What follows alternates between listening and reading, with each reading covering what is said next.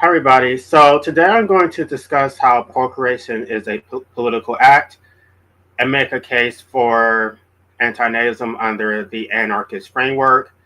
And this is basically in response to a discussion I had with another anarchist who basically took the position that procreation is a neutral act, it's a biological necessity, and that even though she's an anarchist, she's not an antinatalist, and she thinks that parents have legitimate authority to procreate. So let me start out by defining anarchism. Anarchism is the principal rejection of all illegitimate authority, the position that no hierarchy is legitimate unless it can demonstrate its legitimacy, and the foundation of anarchist thought is consent. Authority that has not been agreed to by those it governs is not legitimate authority. It is domination, and domination is always illegitimate, regardless of appeals to necessity.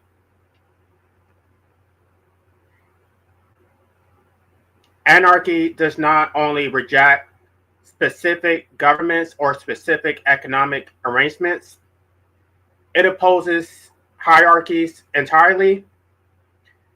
So it's about the structure of whatever institution you're trying to claim is legitimate.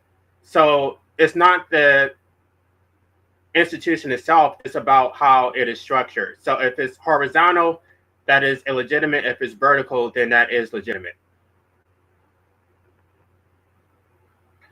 So anarchism is a commitment to follow the logic of liberation wherever it leads, regardless of its conclusions.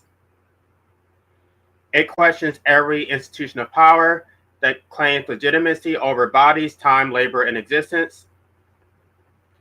Anarchism applies to the state, to capital, to the church, to schools, and the workplace. But it has not been applied consistently to the foundation of society, which is the family, which I've talked to you all about how the family is the only natural society. It is the foundation of all other societies.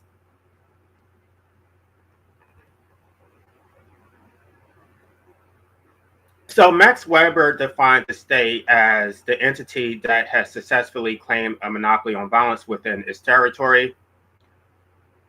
Basically, once you strip away the legal justifications and the sophisticated case law, the state is basically a bunch of violent people who will force you to submit through force, right? They will claim that they have legitimacy, but they can never tell you what is the basis of it. They will talk about the social contract. Henry Thoreau rejected the whole social contract because none of us consented to it. It was basically consented to by past generations who are now dead. But the state does not sustain itself purely on ideology. It sustains itself on bodies, on taxpayers, soldiers, workers, police force, consumers, subjects who generate economic activity and pay tribute to the state. So when you bring a child into the world under statism, you are not performing a neutral act.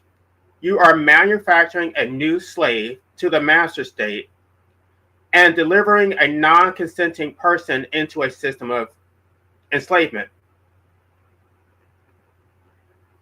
Now, we all know that when a child is born under the state, they are given a social security number. They're given a birth certificate, right?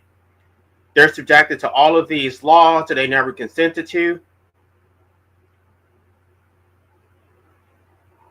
So there's basically no room for confusion. You know exactly what you're doing. There's a social security attached to your child. That's a number. That's basically property that the state owns, right? So let's talk about parental anarchy. Parental anarchy begins with the recognition that the parent-child relationship is the first and only natural society. Parents command obedience. They control the child's movement. They determine the child's belief. They punish dissent. So the family is the original hierarchy. Children learn to obey their parents, right? They will later obey their employers, the police, the state, directly, through courts, through laws. So this is where the psychology of hierarchy begins. It's the family. This is where you learn that your existence is based on submission and compliance, and that authority does not need to justify itself. It's not authority at all. It's actually just power.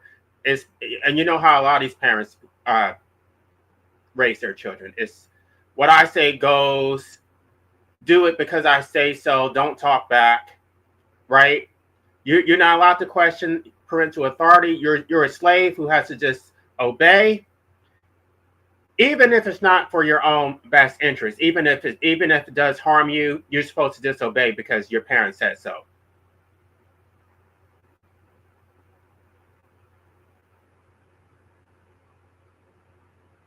So the family is the institution through which the state reproduces itself, right? This is how the state exists. It's through the family. This family produces the state.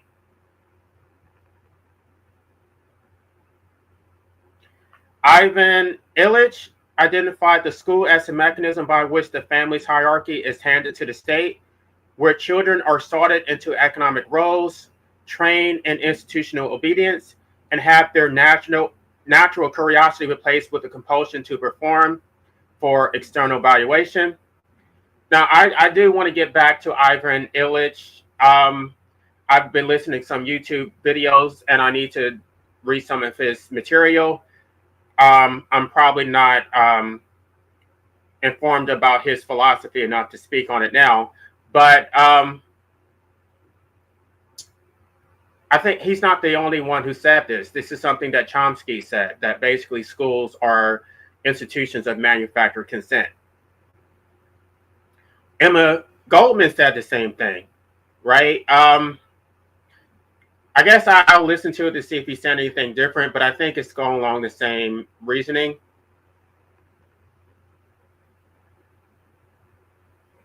Parental anarchy holds that the chain of domination must be broken, that the parent-child relationship must be structured around consent, that the parents should respect the child's autonomy, and that any authority that the parent exercises over the child must have a specific purpose, which is in the interest of the child, not for the parent. It is temporary and is aimed at producing a free, self-governing adult rather than a compliant slave.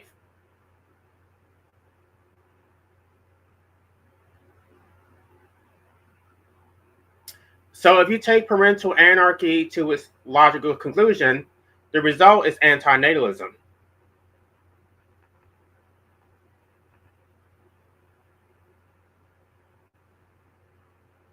So antinatalism addresses whether to bring a child into existence.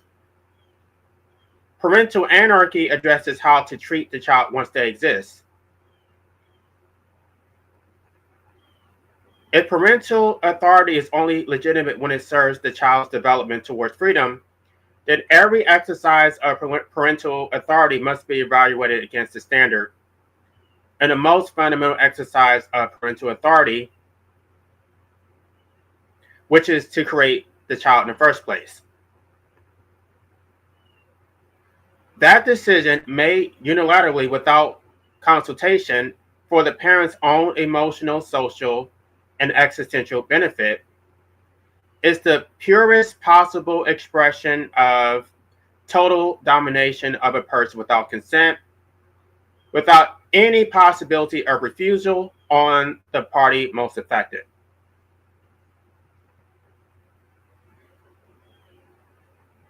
And unlike every subsequent exercise of parental authority, the decision to procreate cannot be undone.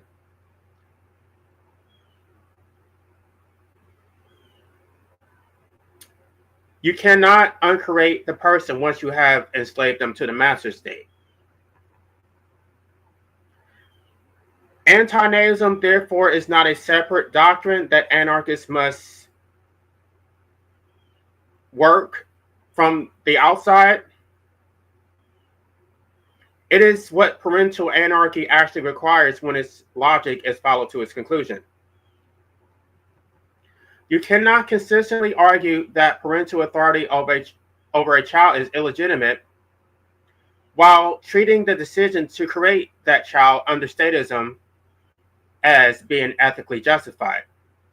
The decision to procreate is the root cause of every domination that follows, and parental anarchy without antinatalism is irrational and paradoxical.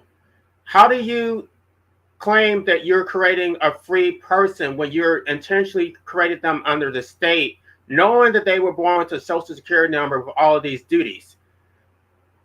Now, I'm going to get to Rousseau right now because this is the point that I wanted to make the other day when I was debating her. But unfortunately, when you're in panel discussions, you don't get to explain everything that you want to say.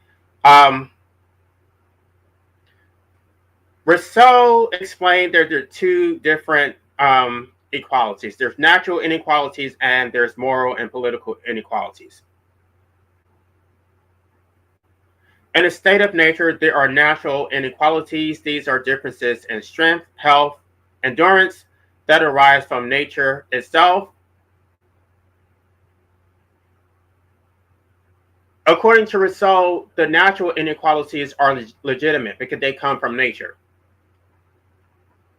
Now, under civilization, you have the state, laws, the institution of property, and all of these institutions produce something categorically different. It produces moral and political inequalities. These are artificial hierarchies that human beings deliberately design, maintain, and enforce through violence for the benefit of those at the top.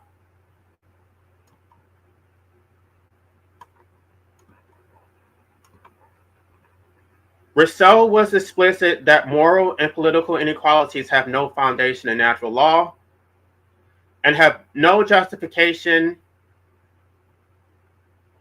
other than force. A parent who brings a child into existence in a state of nature exposes that child to no unnatural hardships,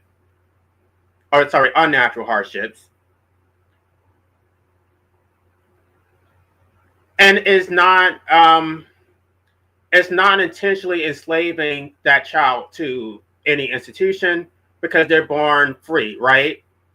Now, of course, there's a lot of atrocities that happen in nature. You're fighting against the elements and things like that, but those are natural inequalities. It's not the same as procreating under the state of society. A parent who brings a child into existence under statism deliberately enslaves their child to the state and subjects them to moral and political inequalities. These systems are designed to extract, to maintain compliance through violence, and serve the interests of those who exist within that system. What makes this morally unforgivable is that the parents create their children knowing full well that this system exists and how it actually functions. They know that their child will be assigned a social security number. They know that the child will be subjected to compulsory schooling. They know that the child will have to obtain a license in order to earn a livelihood, in order to operate, and well, let me just use the correct term, in order to travel. They know that their tax dollars will be extracted. They will be subjected to laws that they never consented to. They will be harassed by the police. they will be prohibited from terminating their involuntary existence if they want to, because they're too valuable to the state. So they're going to be forced to exist. Against their will, this compulsion would not exist in a state of nature. So procreating in a state of nature and procreating under statism are not the same act, and they are not morally equivalent.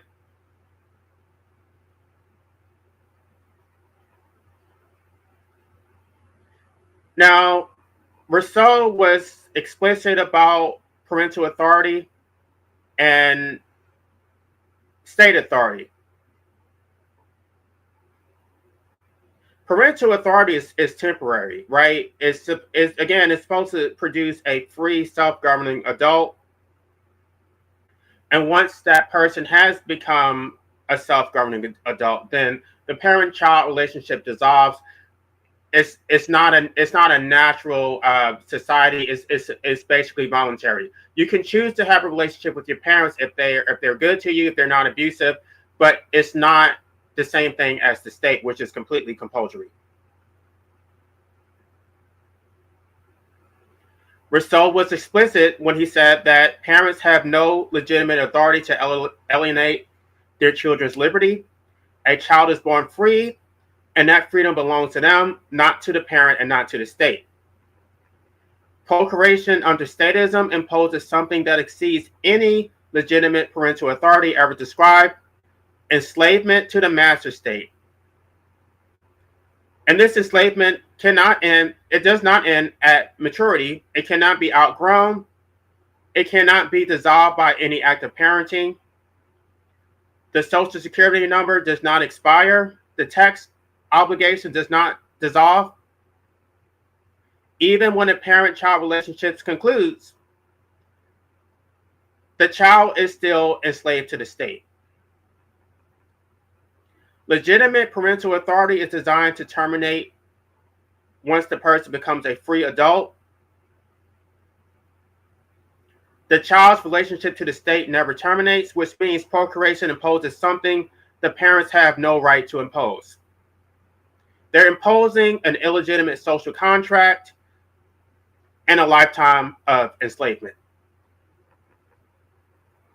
Parents extract meaning, purpose, emotional satisfaction, social status, legacy, and existential validation. The benefits flow from the child to the parent, while the child bears all the costs. Therefore, the parent-child relationship is the model for state domination. The first experience every human being has of existing is within a power structure, bearing the cost of their involuntary extraction, obeying authority that has never been legitimized.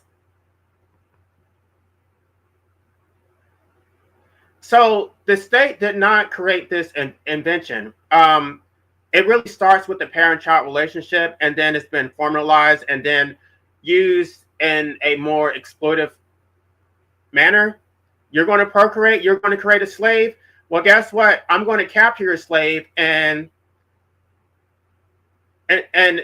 enroll your slave into my system. Now you're going to be my bitch. Now you're going to follow my laws, right? Thank you, parent, for creating a slave. Now they're my slave. Now your child is going to serve my system, whether they want to or not.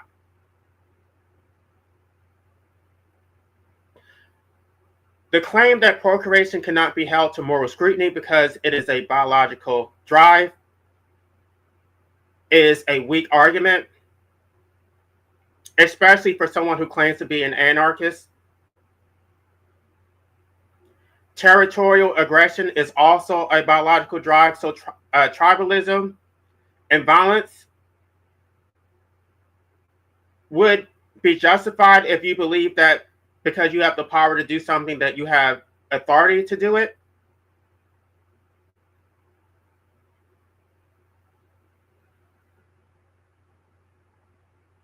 To make a deliberate decision to enslave a child to the master state while pretending to be blameless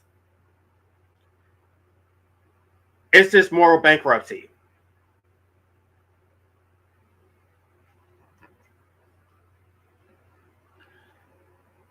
And it cannot be justified just because you're heterosexual. You can't say just because men and women having sex is a natural biological urge that the consequence evades moral scrutiny. It does not.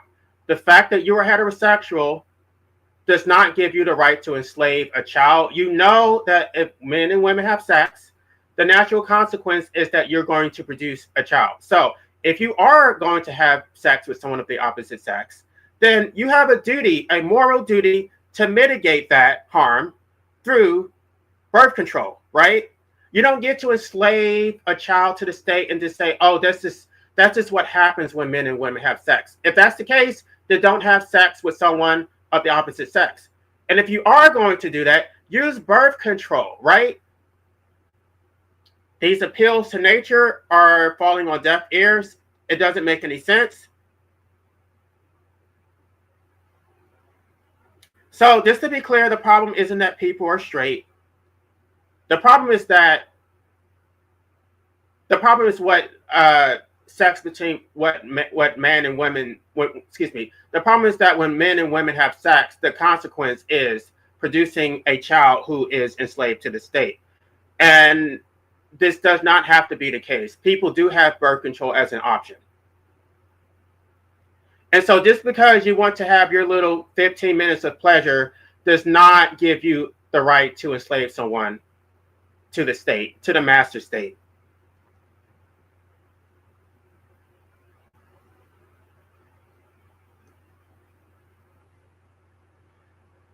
Now, in Appendix C of my book, which I just talked about, I believe that was last week, I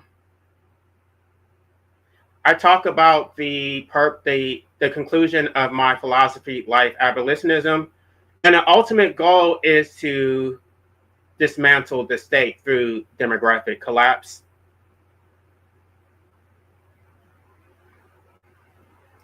Every conventional form of resistance, protest, strikes, we just had that No King's Day, which I think is absolute bullshit. I just posted an article on Substack about that. You can talk about civil obedience. You can talk about electoral organizing, filing your bullshit lawsuits, which don't accomplish anything because state officials are protected with immunity. All of these forms of resistance leave the system intact. You can march. You can refuse to go to work. You can withhold your taxes. But if you're doing this simultaneously while procreating, then you're not doing anything. You're still fueling the system, right? If you stop procreating, you attack the state at its root.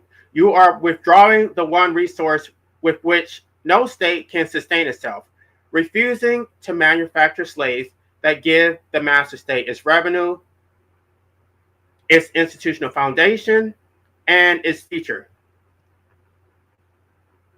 The state derives itself from practical legitimacy through citizens and subjects. Because once those people are here, now we're going to say, oh, well, those people need protection, right? They need resources, right? If those people, well, now that they're here, they need our protection. They need the state to protect them from themselves. They're too stupid and incompetent to govern their own lives. So we need more state power in order to protect these people. But these people did not have to exist. The fact that people keep producing new slaves who will need systems to survive under statism is an implicit endorsement of the state's necessity. And you're doing this while not making any demands. You're actually giving the state slaves without demanding anything in return. Why would you do that? That's completely illogical.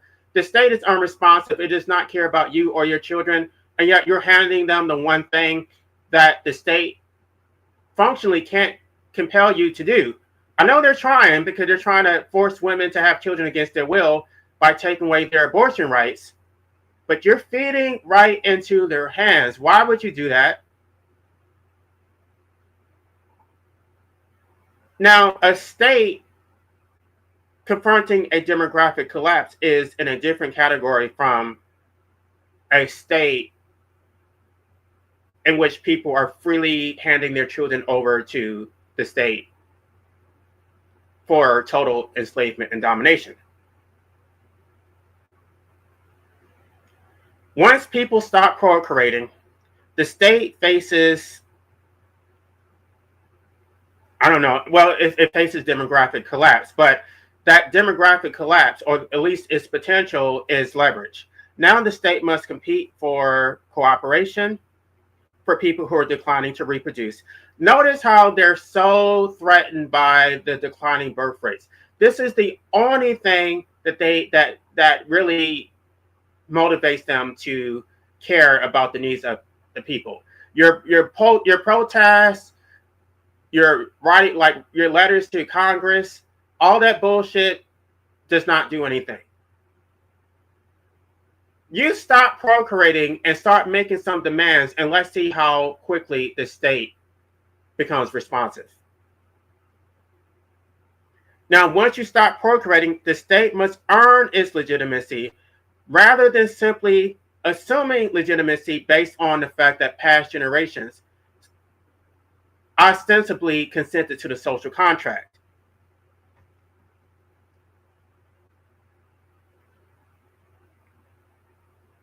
Now, anarchism demands that we follow liberation wherever it leads, tracing assumed authority back to its roots. And when you trace it back to its origin, it starts with the family. The desire for meaning, legacy, carrying on your name does not justify enslaving someone to the master state without their consent. If you want to fight the state, stop feeding it. If you want to fight against capitalism, stop feeding it. If you want to end the hierarchy of school indoctrination, stop populating it with new students. Stop creating new consumers. The enslavement of human beings to the master state is a choice. As long as you continue to make that choice without making any conditions, then you and your children will continue to be enslaved. Procreation is a political act. It is not just a private act. It's not a personal choice. It is a political act to legitimize the system of enslavement. So antinatalism is parental anarchy carried to its logical conclusion. It is the position that takes seriously the claim that no hierarchy over a child is legitimate unless it serves the child's interest, and follows this claim all the way back to the moment before the hierarchy began, which is the point of non-existence.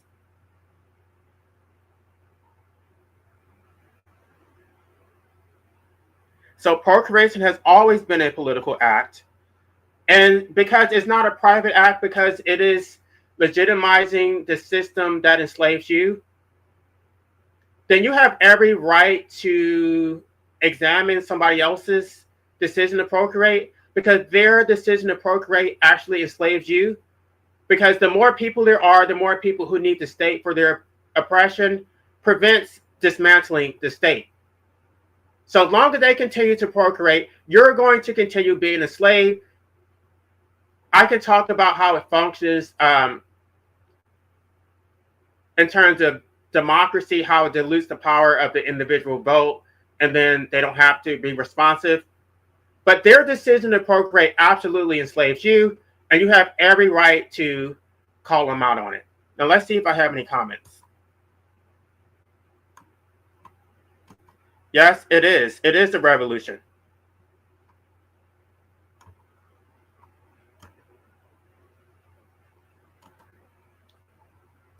Yeah, well, I just wrote an article for Substack basically saying, if you're going to protest the kings, it's not the president.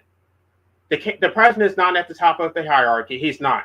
We have a system of judicial supremacy, and the Supreme Court is actually more powerful than the president. because the Supreme Court has the power of judicial review. This is from Marbury versus Madison. The Supreme Court has basically constitutional authority. Any decision the Supreme Court makes has the force of the Constitution itself.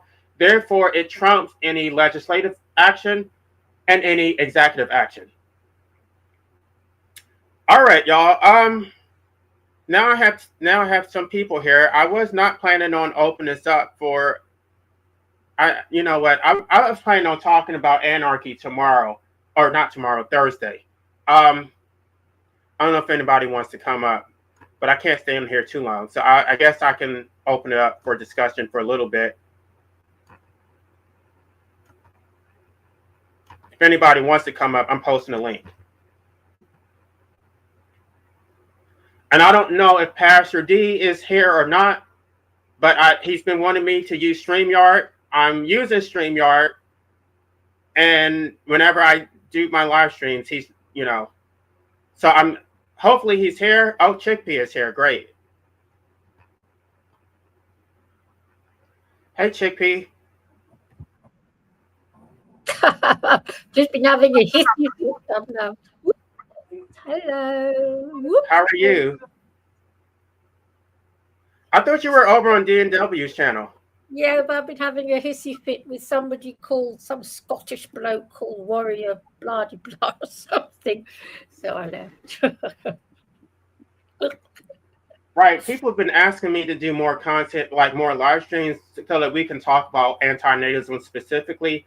I don't know. I would like to, now that, certain people are no longer antinatalists, we need a home for us to actually discuss the things that we want to talk about. Well, I'm at a loss to understand. I look around me, and my attitude's always been, I cannot understand why anyone would want to bring a child into this bloody hellhole. Maybe you remember the top 0.01%, and you've got your nice big house and your land. Yeah, not too bad. But the rest of us, I've never understood. I've never understood it.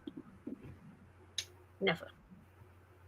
Well, I'm trying to make the case. I mean, I know I have very limited reach, but I realized that even though my channel was small, people have heard my arguments and are sort of taking it. So that's how the message gets spread. You like, I tag people sometimes and they listen, and then they're talking about it. Like, it's not a neutral act. It's not like you're just creating a baby and you're just creating a family. No, you're enslaving that child to the state, and you don't have any.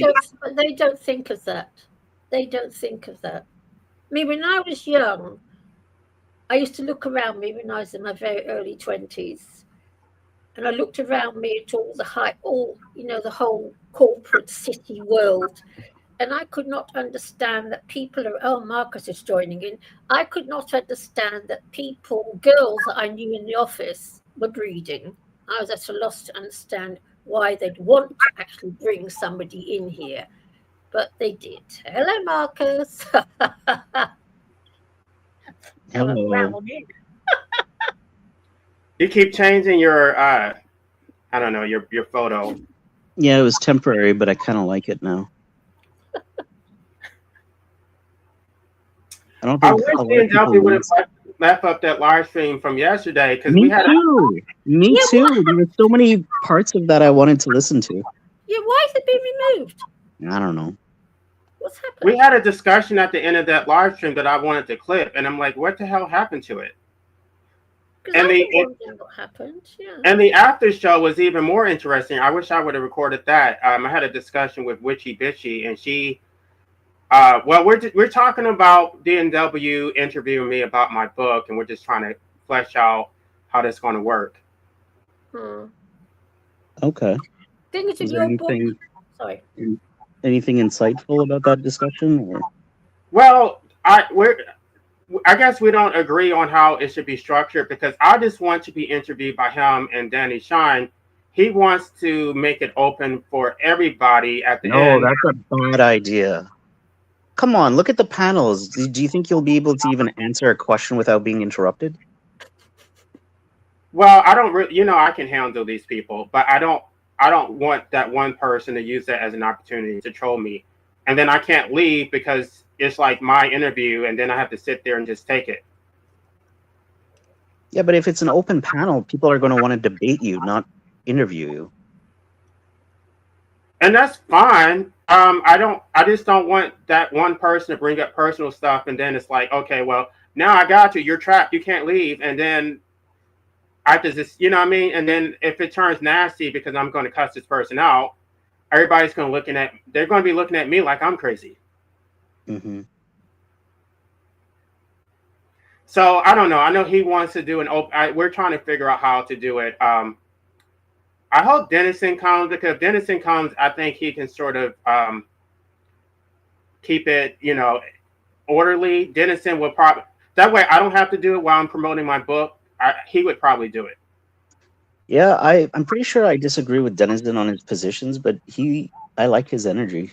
He seems to, yeah, I like the way he conducts himself.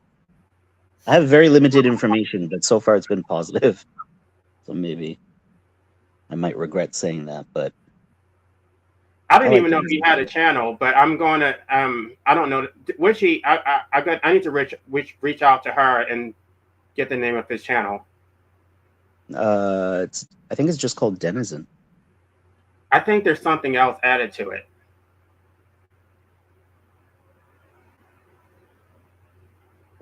But anyway, Wishy also has a channel. I mean, I don't think she does content regularly, but yeah. Man, that conversation we had yesterday was so interesting. I wish Dean Double would put that live stream back up. I'm not sure why he took it down. I didn't listen to the first part of it. I only came in like the last 30 minutes, and I don't think we said anything that was, that was a red flag. Were any of you like near the end of it? Because I left before the end, so I don't know if something spicy happened later. Yeah, I was at the very end when he ended the live stream. Like it was just the two of us, and then Passy came in, and I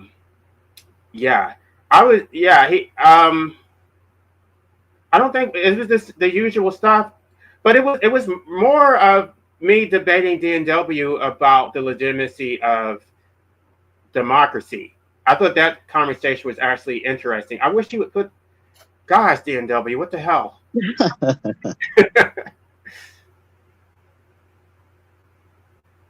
But yeah, Danny Shine already agreed to interview me, and so I guess they can stream it on both channels. And then I accidentally uploaded, because I did a basically a Cliff Notes version of my book, because I know people don't want to read the entire thing.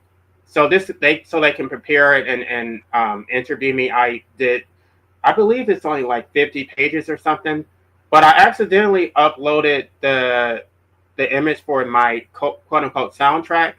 And so Danny Shine wanted the link to the soundtrack, and I sent it to him. So that was an accident to put that in there, but I'm thinking maybe I should leave it, because then anybody who reads it will want to listen to the soundtrack. True.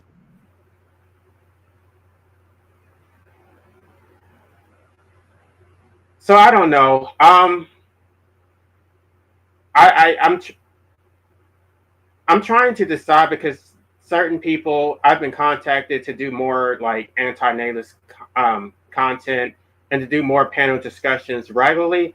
I don't know if I don't have as much time to do that, and sometimes these discussions go on for hours. And I tried to do it yesterday, but nobody clicked on. So it's just like, I'm not good at scheduling live streams in advance, because I never know what my day is going to look like. I just jump on when I'm able to do it. I hear you. My life is similar.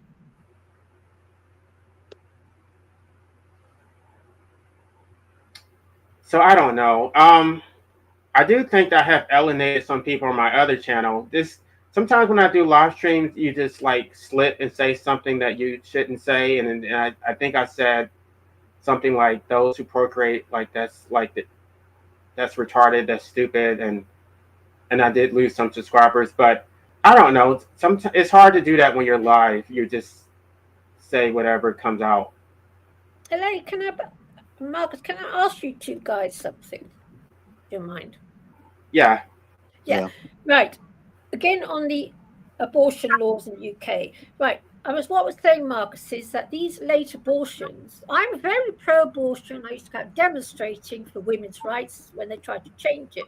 But these late abortions mean that the baby they are aborting can feel pain. And that's what the argument for me is about. That shouldn't be allowed. That baby can feel pain, so they can't just take it out of the mother's body and leave it on the sideboard to die, because that's what they're doing. Well, the legal standard in America was always viability. So once the child can survive outside the mother's womb, then right, that's how it should be, because it can feel pain. But you know what they've done now in the UK? You can literally have an abortion right up to the time you're going to give birth. Now, I don't care what says that baby can feel pain, so that little option should no longer be valid. And I am pro-abortion. I'm very pro-abortion. But I assume that when they do that, that's usually for the mother's health, right? I mean, I don't. The thing is, Thing is, LA. Speaking of somebody who has been to an abortion clinic, first of all, one doctor that you have to get permission of is working at the abortion clinic anyway, so you'll get that permission instantly. The other doctor, it is very, very easy to bribe a doctor to sign the form for you. It doesn't take that much. Most of us are corrupt as hell anyway, especially in the UK. And I just find, I don't like babies, but I think to inflict pain on a baby that's ready to be born is wrong. That's what I'm saying. I'm pro-abortion. This is what they're allowing in the UK. I don't know. I think there's a right to privacy, even if I personally don't like it. I don't like getting into people's medical records and like examining what they did between. No. Yeah, but I think it should have stayed as it is in America. As soon as that baby can survive outside the womb, abortion should. I mean, if you haven't made your mind up by then really, I don't know what to make. I'm sorry to bring the subject up. Actually, I should have not brought the subject up. But who should be prosecuted, and how would you prosecute them without violating the mother's right to privacy? Exactly. But I think there's something else going on personally, because nowadays this thing with adrenochrome and they transplants and all this weird satanic stuff. I think that's what's going on personally, but I'm probably just being neurotic. I'm just curious what other people think. So. Yeah, I'm a little bit more extreme on that subject. I mean, I guess I probably shouldn't say what I think, but I'm more of a natural rights proponent. So any rights you would have in a state of nature, that's where I would fall. Yeah. I just don't want the state being involved in that.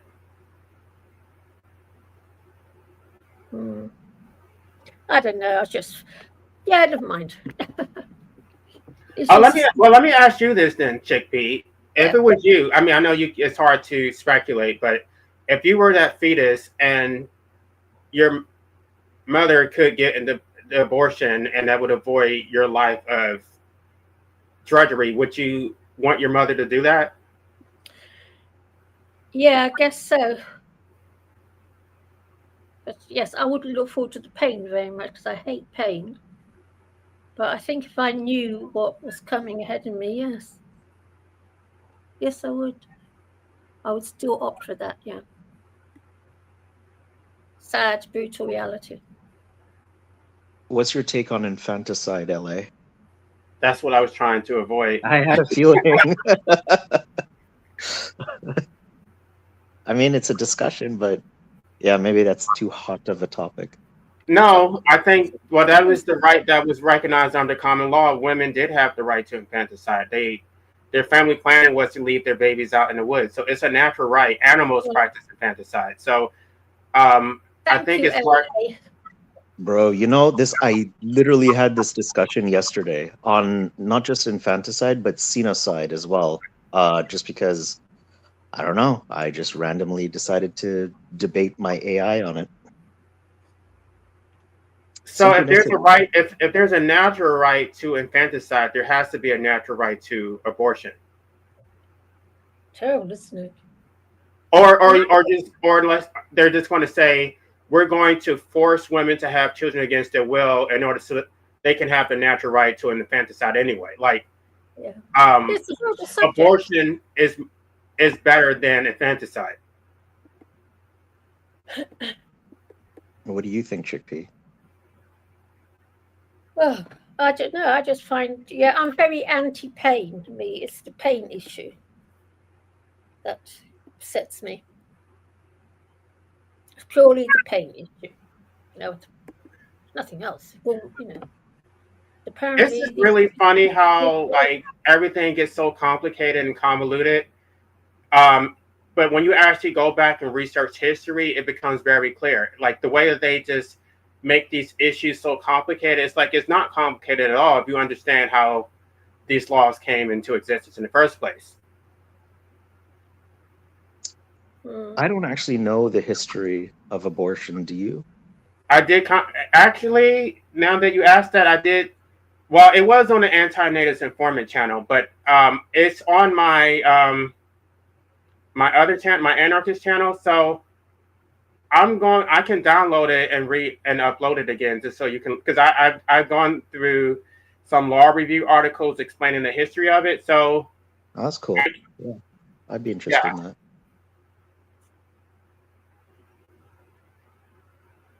Does it have anything to do with Christianity by any chance? I have a feeling religion has a part to play into this.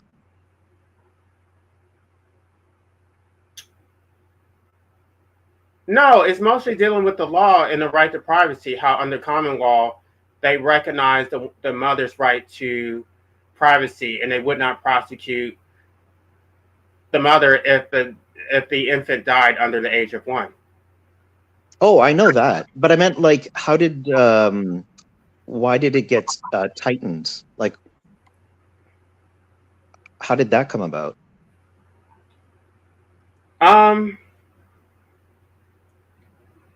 I don't think it was necessarily Christianity. They saw it as murder, and they talked.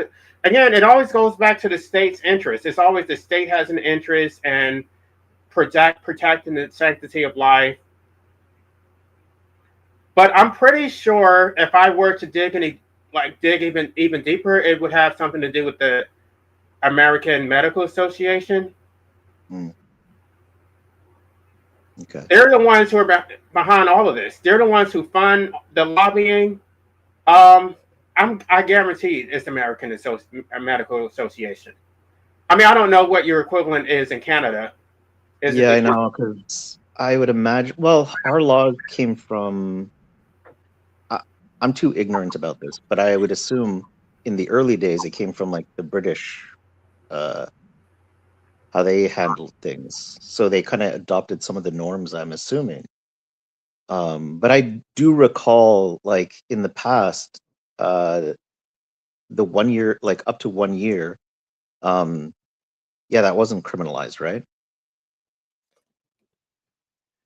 Right, under common law, I'm not sure that it was never a crime under common law anyway. It's just the prosecutor, just out of respect and deference to the mother, they just didn't prosecute it. So I guess they could have, but in practice, they never did.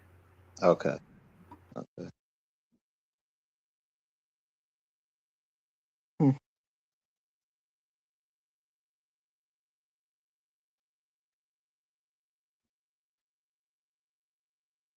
I assume, Chickpea, you would be against infanticide, right? Yes. Okay. Well, I'm against inflicting pain. Hmm. That makes sense. So you could give that baby an injection to just put it to sleep like you do with cats and dogs, then I'm not so against it. I'm just against What if that existed? What if you like infanticide with euthanasia medication? What would you say about that? If the baby was disabled, I'd say, yeah, do it. No, a healthy one. Well, you know, somebody can adopt a healthy baby. Okay. So if there's an option for adoption, then it wouldn't be okay. Sorry, there wasn't an option. Well, you know, it's a horrible subject. This I've never thought that. I know, and I mean, I don't like talking about it, but LA seems to not be holding me back. So Yeah. I don't care. I just did a cursory look into it using AI, and AI did confirm that it was the American Medical Association. But I'll tell It's you one about, thing. If you want me to read it, I can, but I don't need to read the whole thing. But I mean, I'll tell you about, if you want me, I don't know. If you're interested, I can tell you how it evolved. I'm okay with it if you. But Chickpea wants to say something. I reckon all this is very satanic, to be quite honest. This whole late abortions, it's all to do with the adrenochrome, and probably because you know that in America, young people sell their blood for celebrities, buy it and have blood transfusions with this young blood. You do know that, yeah?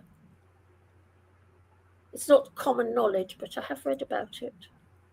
And I think this is all to get that baby's blood and whatever else that these sickos think could contain anti-aging properties or whatever. But I think they're doing. Well, but they use the same argument about medical assistance in dying to say it's some satanic ritual or something.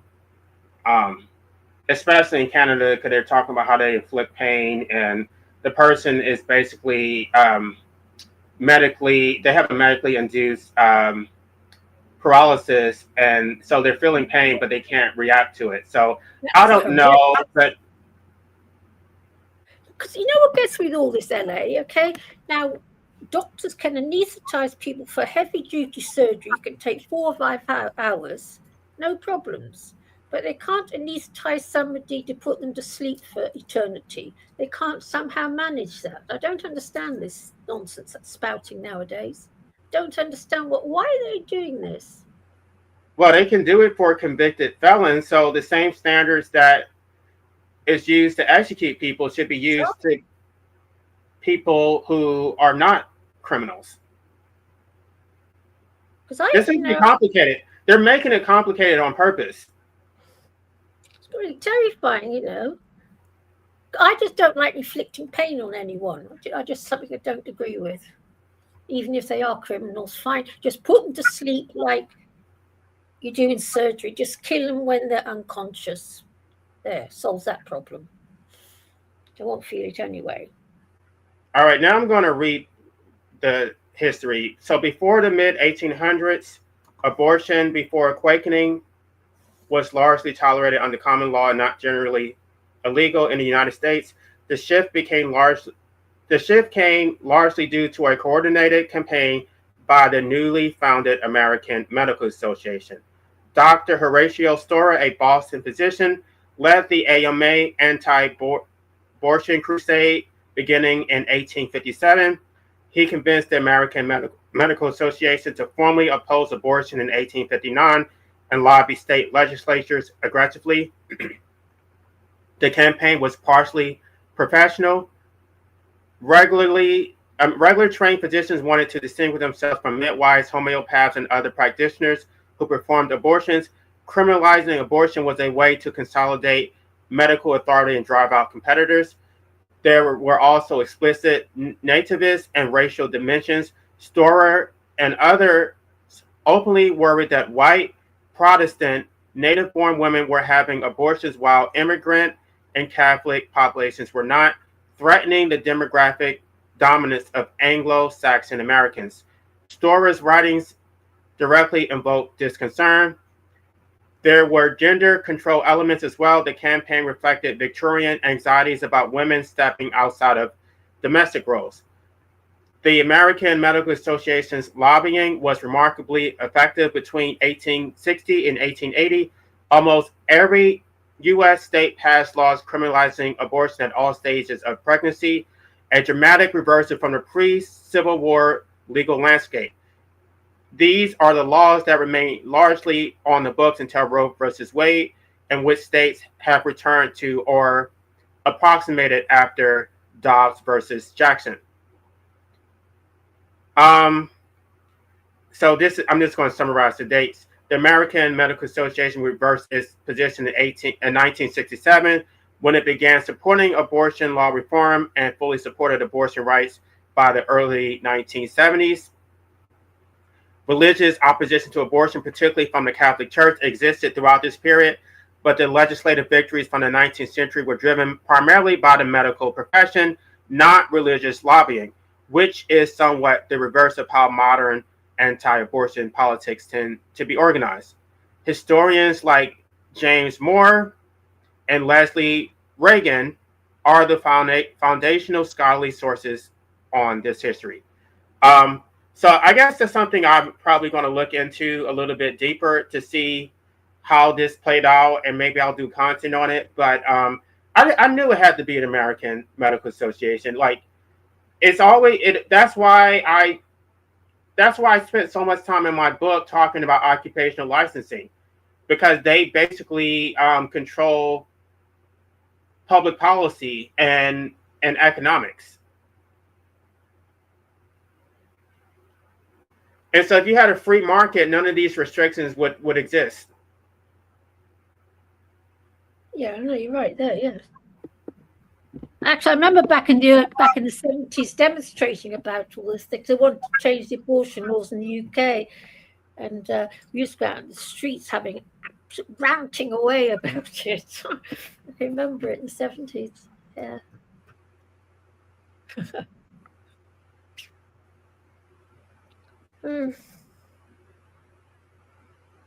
Man, I guess I should have made an announcement that I made my little Cliff Notes version available for free, but I guess I can extend it. Oh, what the hell? Where did you post it? I didn't know about that. It's on Amazon. I made it available. I only emailed D&W and Danny Shine. Oh, okay. I think it takes the guts out of my arguments, but if you're not somebody who's a reader, then you can sort of get the gist of it.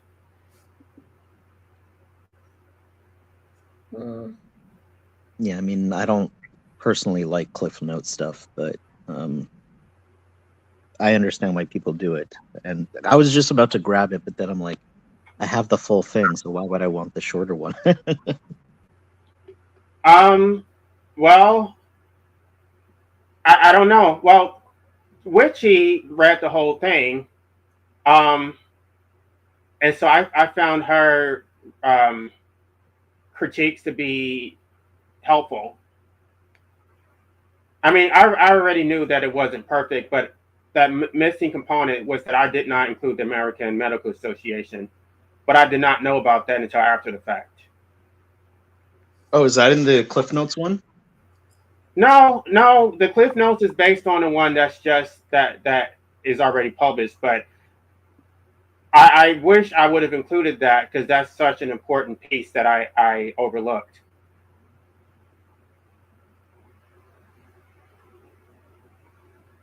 Yeah.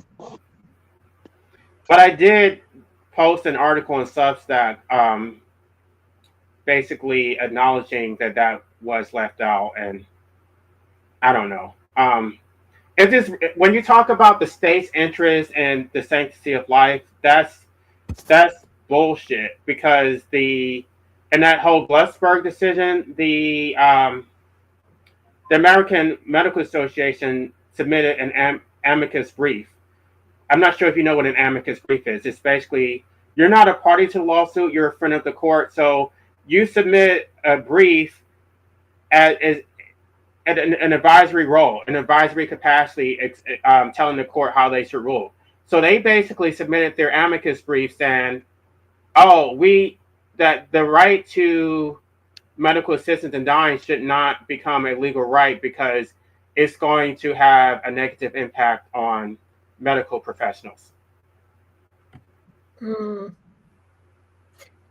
Which begs the question, why can't they just give us the drugs to do it with ourselves? Don't understand that. Right, and they gave themselves a monopoly in the first place, and then they want to use that monopoly to justify their need for protection. Yeah. But I'm still planning to go to Switzerland. I wonder what happens in Switzerland. They give you ketamine to drink, apparently. I don't know. I don't know if I should just update the current book or if I should just do a second edition. I don't know, but I think that is crucial to understanding how we got to where we are. Are you allowed to do that? Am I allowed to do what? Make substantial updates to an already published book? Yeah, I mean, all I have to do is just upload a new document, and that's what people will get when they read it. Wow. But it's kind of unfair to the people who already paid for it because they're not. That's what I was thinking. Yeah, because like if anybody bought a hardcover or a paperback, yeah, like they'll never get the updates. Huh.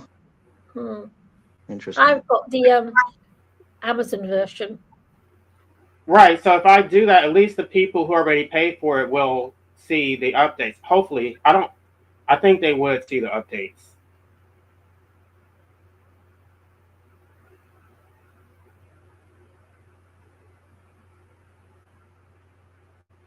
But I don't know. I'm sort of tired, and I'm not even going to talk about my plans now, just because I don't want the haters to see what I'm doing and then try to like, I don't know, talk shit about me. So I basically have a year plan on how to change my life and how to get out of my rut. So, I'm not going to say anything until after it's already done. Good luck. I haven't figured out how to get out of mine. Are you still planning to go to uni? Yeah, I have vague ideas of what I'd like to do. I haven't really made a plan yet, so I don't know. I'm just trying to survive each day, honestly. Yeah. I must admit, I wish I'd gone to uni, but yeah. This summer I'll have more mental space to reflect like where I'm going. Tell you something weird though, Mark, because like I was thrown off the treadmill 30 years ago with the RA, and when I look back on it all, it's been a blessing in disguise. It has been. Oh, and LA, I'm seeing my doctor on Thursday to get some blood tests done, and I'm going to ask them to check the ESR to see if that ALA stuff lowers ESR, because if it does, they've got a cure for rheumatoid arthritis. Well, at the same time, they're not being honest. Yeah, I know. Here's the thing, though. Even like the stuff, because you're not the first one who I've recommended to take certain supplements. And then when a doctor finds out what you're taking, they'll tell you not to take it because they'll make an excuse to say, oh, if you take this supplement, it's going to interfere with the crap that they're already giving you. So I would think if you tell that doctor what you're taking, they're probably going to say, don't take that, take something else instead. Oh, right. I won't tell them. Thank you for that, because I was going to give it, I'm seeing on Thursday, and I was going to say to them, blah, blah, blah, blah, blah, blah, so I won't now. Thank you for telling me that. But I would still get the lab test so that you can confirm for yourself. Oh, yeah. The test still gets done, yeah. This test might just not say anything. Yeah, and he's going to be like, wow, you've made a remarkable recovery, and he's not going to know why. That's how it goes. Yeah. Because in RA, you get this thing called erythrocyte sedimentation rate. And I've got a strange feeling that mine has plummeted. So right, and for example, I had, they diagnosed me as being pre-diabetic, but I took a supplement, and then when I got my blood sugar tested, it had basically dropped well below the range of being pre-diabetic, and they thought I had some miraculous recovery, and I didn't even tell them what I took. I just, they basically just thought that I changed my diet and I stopped consuming sugar. I'm like, no, I didn't change my diet. I just took this supplement. Yeah, because I don't want my meds stopping, because if the worst comes to the worst, I can always stockpile them or whatever. I don't know, just in case. Right, you can buy them in larger quantities. You can just get the generic brand instead of buying the whatever brain you got. No, I can't buy what I get in the UK. It's on prescription only. The alpha lipoic acid? Oh, sorry, I thought we talked about my drugs. No, I will carry on taking the LA, but I also get codeine drugs, and I've decided I'll just carry on getting my prescriptions. Well, you know me, I'm a little doomy, gloomy little thing. I'm waiting, and just in case the day might come, blah, blah, blah. I don't know. I'm afraid I think about these things.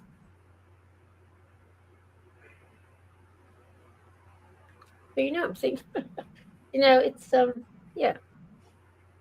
I almost wish I could do that like full time and just like actually maybe check a course to learn more about it. But I don't know, because I think unless you have some type of title and whatever, and make a livelihood out of it, people don't take you seriously. They think that you don't know what you're talking about or whatever, and it's like this is something that I take as a passion to understand. Like, I don't have any basic medical training, but I do this. But when it comes to holistic medicine, it's almost like I do know what to take for most basic ailments. Now I'm talking about my prescription meds, my codeine. I get codeine on prescription. And what is that? What is that for? Sorry? Is that for the RA also? Yeah. I can't take NSAIDs, so they give me codeine, and I've nearly stopped because this stuff ALA works so well. But I think I'll keep my mouth shut about everything. Carry on getting my codeine prescription. I should be saying on here. Carry on get just in case. Yes, just in case World War III breaks out, shall I say, or something else horrific happens. Right, you should keep it just in case you need it, but I could probably suggest other things that would replace that. I mean, but if you don't have any negative impacts from taking it, then maybe you can keep taking it. But I heard if you take it, long term that it stops working. No, it does work. I mean, I've been taking it for nearly 25 years now. It does work still, but my pain levels have plummeted so much, I'm hardly taking any anymore. I tell you wouldn't believe what's happened. It's weird. But then RA is inflammation, so yeah. Get rid of the inflammation, you get rid of the RA. That's all RA is, inflammation. Right. So they're just treating the symptoms. They're not addressing the root cause. No. Well, they don't. Well, they give you drugs called DMARDs. They're pretty horrific. And they don't work that well. And I decided I was not going to take them. And I can't take steroids and I do that and the other. So I just have to make do with codeine. The codeine is all, well, as far as it can. It does work. And I used to also take stinging nettle tincture, which really works very well. And yeah. I've hardly taken any codeine now for about a month. Literally 1 or 2 a day. And that's, yeah. I'm still in a bit of pain, but not like I used to be. Good Lord. Yeah, I tell you, it's a cure, literally. But I'll keep my mouth shut. I've decided to take your advice. Yeah.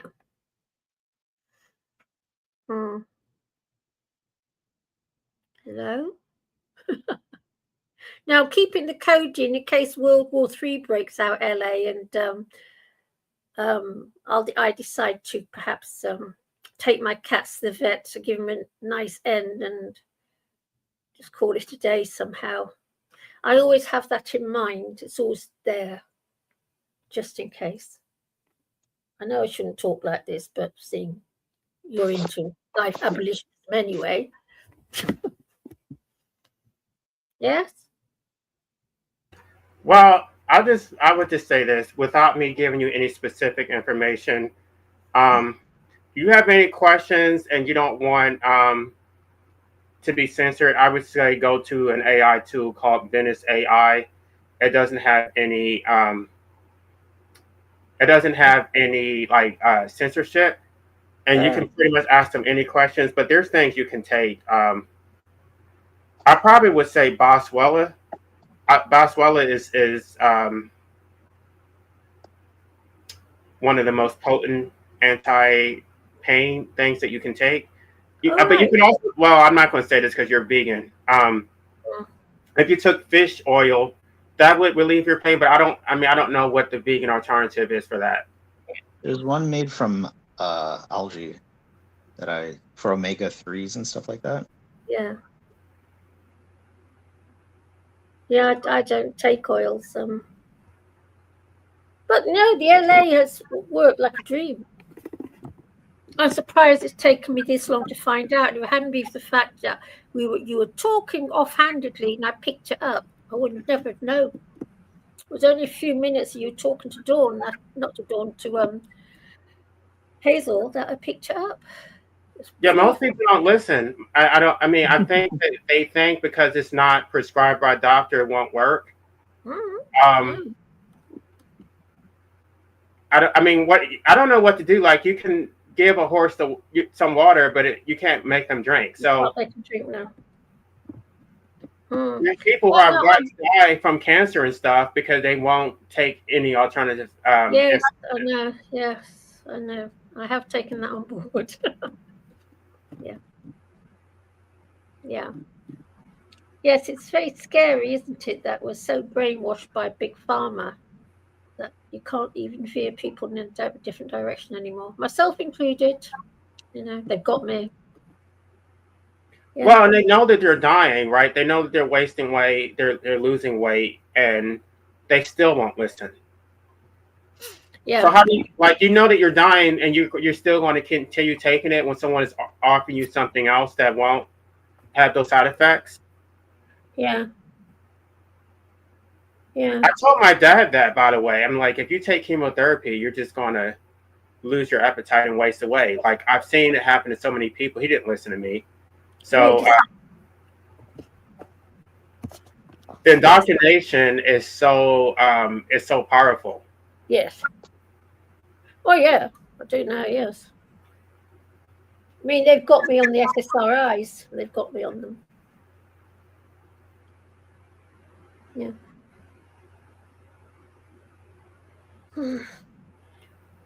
Brother Marcus, did you see my business idea that I emailed you? I have 10 emails. Without saying what it is, do you think that I will? I saw you emailed me. I will get to it in a few weeks because I have a lot of emails to go through, and Chickpea knows this. Sorry, thanks, Marcus. Right, like I said, there's this cat that I'm in love with in Canada, and this guy put up the most gorgeous short of her, and I thought I must let Marcus see this because she. I did see both of you email me. The thing is, I work. Okay, so my job is emailing. Yeah. So at the end of the day, I don't like looking at my email. But I did see both of you emailed me, so I have it in the back of my head to check.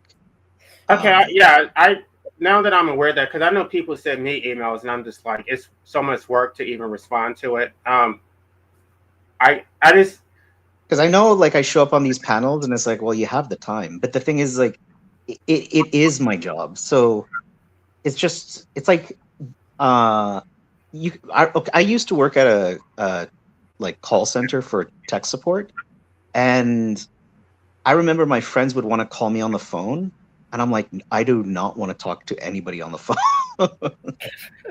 So it's kind of like that. No, I people are like, oh, I just quickly sent you an email, and I'm like, yeah.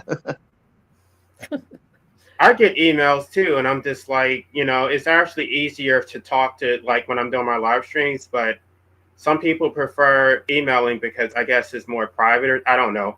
And the only reason I emailed you is because I don't want my business idea to just be all over the internet. Right. Yeah.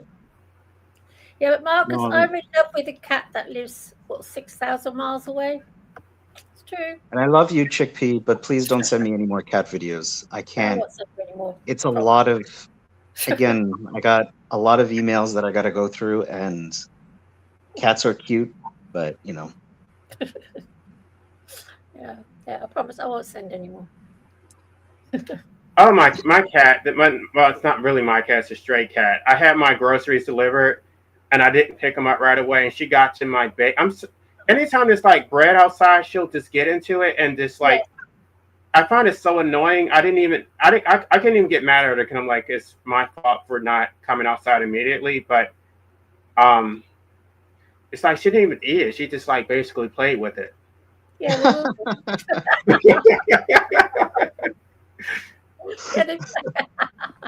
I don't know what it is about bread, but they seem to like bread. They like bread. Good smelling toy, apparently. Yeah, they like bread. I've got a cat that likes eating grapes and currants as well. I wouldn't be without them. Yeah. So do you put out food for her, this cat, this stray, LA? Yeah, but I mean, she didn't even. Well, part of the groceries that I ordered had cat food in it, but I didn't even get a chance to do it because she got to the bread. Oh, that's nice of you. Thank you for doing that. Because we should look after our stray animals.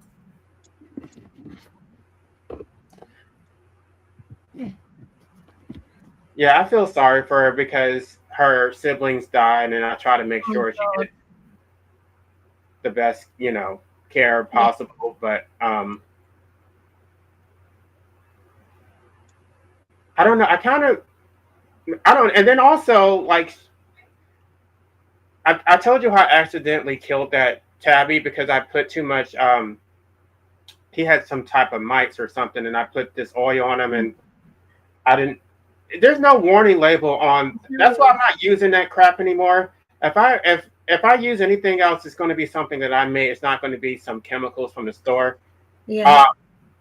And so that was an orange male tabby. She's an orange female tabby. So I kind of feel like I'm making up for that orange tabby with her. Yeah. I mean, they're not the same at all. Like the male tabby, I think he just can't really be replaced. He was like the perfect cat. Yeah, they are lovely. Yeah. Yeah. Yeah. Like he didn't whine when I would like try to feed him. He would just patiently wait. He was just really always happy to see me. And nice, isn't it? Of course, he would chase the squirrels around. And she doesn't really do much of anything. She just lies around and whines. Yeah. As soon as I come outside, just like. Yeah. So I wouldn't be without my cats. They are such fun, and all my neighbors love them. Everybody likes them. Yeah, my neighbor does not like cats, which is actually a good thing because she won't ring my doorbell. I don't like her stupid dog. Her dog is annoying. All right. As soon as I go outside, her dog starts barking at me. I can't get my gardening done. All right. Yeah. And so, like, if she's not outside, I'll spray him with my water hose so he'll leave me alone. Yes. Yes. That's a good idea. Yeah. Yeah, that's a very good idea. Actually, my comfrey started growing. I told you I bought a comfrey last year. The whole plant, it died, but it's come back. It's growing again. Last year's comfrey is growing. Yeah, the comfrey that I have in my backyard is common comfrey, which is used medicinally, but it doesn't grow. It's not a vigorous grower. It doesn't.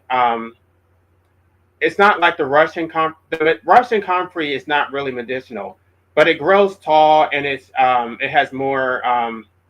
What do you call it? It produces more foliage, and it goes deeper in the ground. And you use that to fix your soil.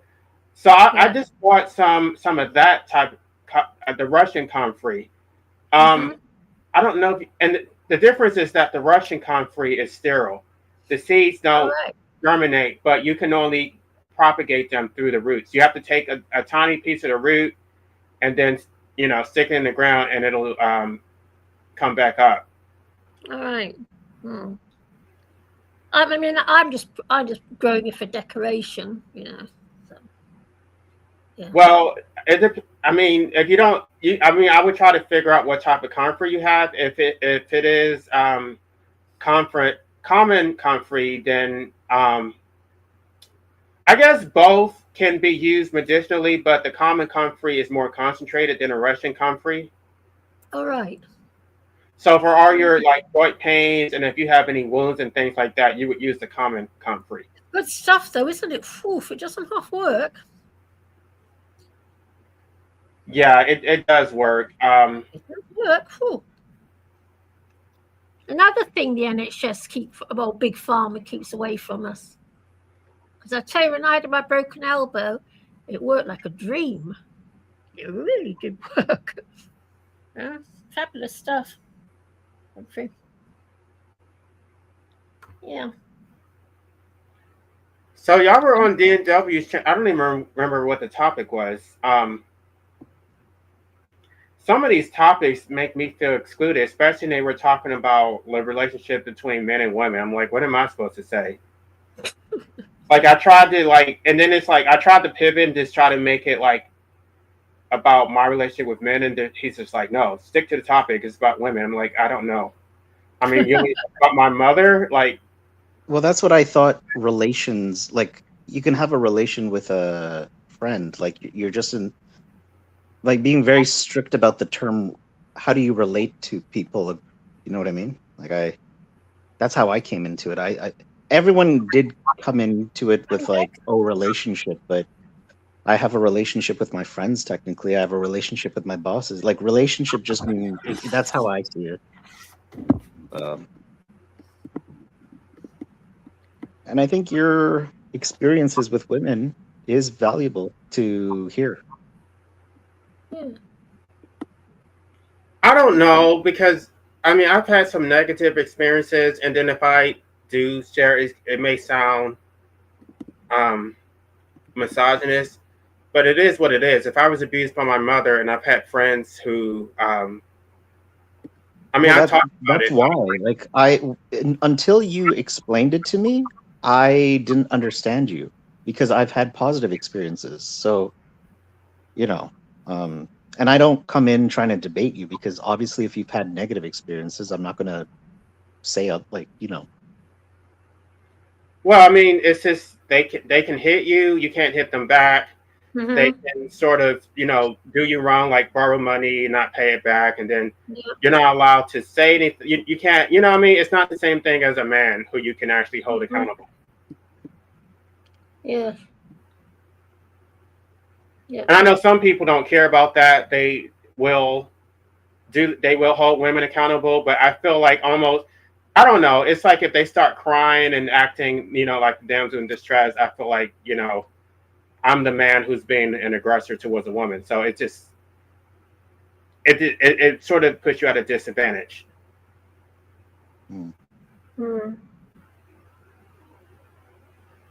Yeah. But I'll tell you something, actually, guys. I've never, ever, until very recently, heard the issue of the horrors of motherhood actually talked about and written about. Until very recently. All these years I've been on this planet, I've never heard it. Because I wouldn't be a mother for all the teens. I wouldn't be a mother for anything. It's one thing I don't envy and never have envied it. Because to me, it's an absolute horror show. The whole pregnancy, breastfeeding, getting fat, everything. I just think, God Almighty, no. But apparently, a lot of women feel that way, but they still do it. That's what I don't understand about women. But you never hear it talked about, ever. True, though. I wish I knew. You know that woman, Melanie, who was just on DNW's channel the other day? No, Polly wasn't there, but yeah, go ahead. Yeah, I like her. She seems cool.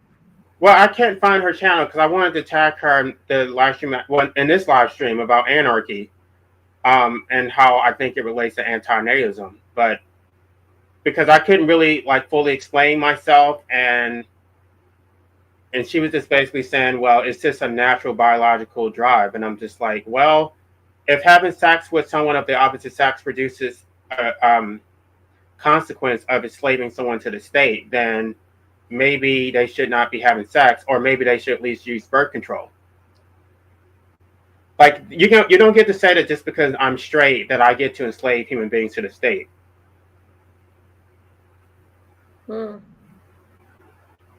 I don't know, something I've I never, think I that's a just very, haven't got. Did it's a that? I very remember that discussion. Did that happen yesterday?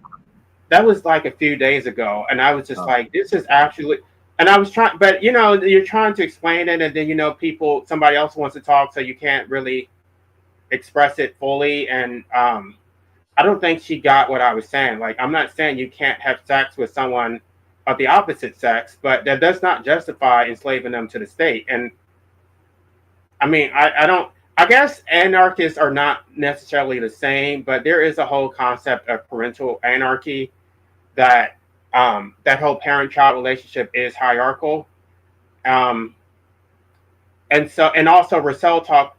I don't know if you listened to the beginning of this live stream. Anyway, Rousseau talked about the legitimate authority of a parent, and basically, no parent has the authority to alienate their child's liberty. So my position is that procreating in the state of nature is not the same as procreating under the state of society, where they're born with a social security number, all these obligations, laws that they never consented to, social expectations. You can't work without an occupational license. You're basically enslaving them to the state, and you don't have the authority to do that. Mm. Yeah. So I really would. I don't know. We're sort of tacking on to that whole argument, but I don't know. I don't know who's actually going to listen to it from the beginning and actually respond to it. Yeah, I don't know what goes to the human mind with this whole thing, actually. So whatever it is, I don't have it, never have. Just isn't there.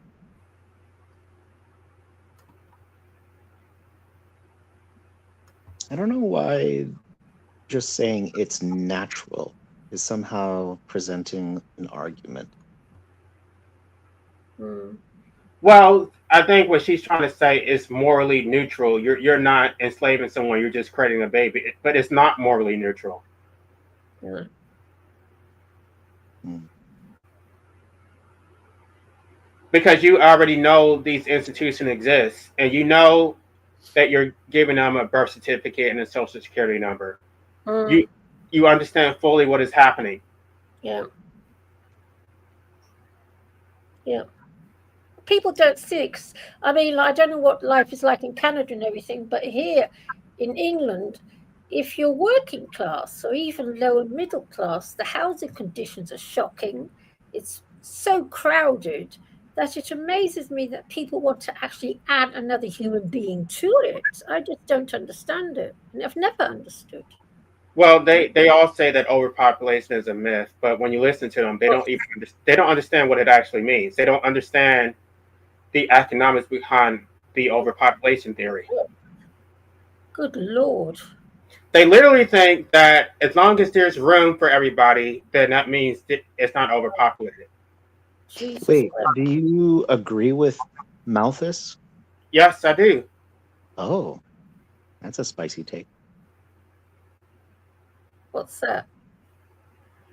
It's I'm trying to think of the thing that he wrote. I haven't had this discussion in a very long time. I forgot the details. Well, Malthusian, like, you ever heard of the term Malthusian? Yeah, I've done content on it. Yeah. What's his first Basically, name? there's a natural limit for population growth, and because of government intervention, humans can actually exceed their carrying capacity through intervention, through technology and medical treatments and vaccines and all that, and through the allocation of food redistribution. You can basically have infinite population growth.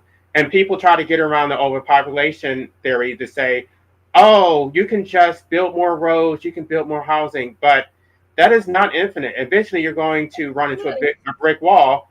I didn't realize that people actually thought that you can just have infinite population growth and it's never going to be a problem. People actually believe that. Yeah, they actually believe it. That's what I don't understand about them, because to me it's as clear as day, always has been. Even as a little girl, I could see it. But when you look at the fact that there's not enough jobs, there's not enough housing, what that really means is that there are too many people. But their response is it's just not managed properly. If the food was if there wasn't waste, then there'd be enough to go around. But the problem is that the food is not being managed properly. So based on the food and the housing that is available, you have more people than you're able to provide for. Otherwise, everybody would have jobs and there would be no homelessness or food insecurity. Yeah, they just don't see it. I've never understood it. I think they're just looking for an excuse. I've never understood. I was actually a part of the, I don't know if y'all had it in Canada and the UK, the Occupy movement. Well, we've got something like that, yeah. Yeah, we had that, yeah. Anyway, I was at one of their meetings and I was just talking about, I mean, to me, it's something that I studied in my master's program. And so I just mentioned it tangentially. And one of the guys said, well, if you think the world is populated, then you should just kill yourself. I'm just like, that is such a stupid argument. Like, clearly this person had children and he was being defensive. I didn't even know that I was offending him.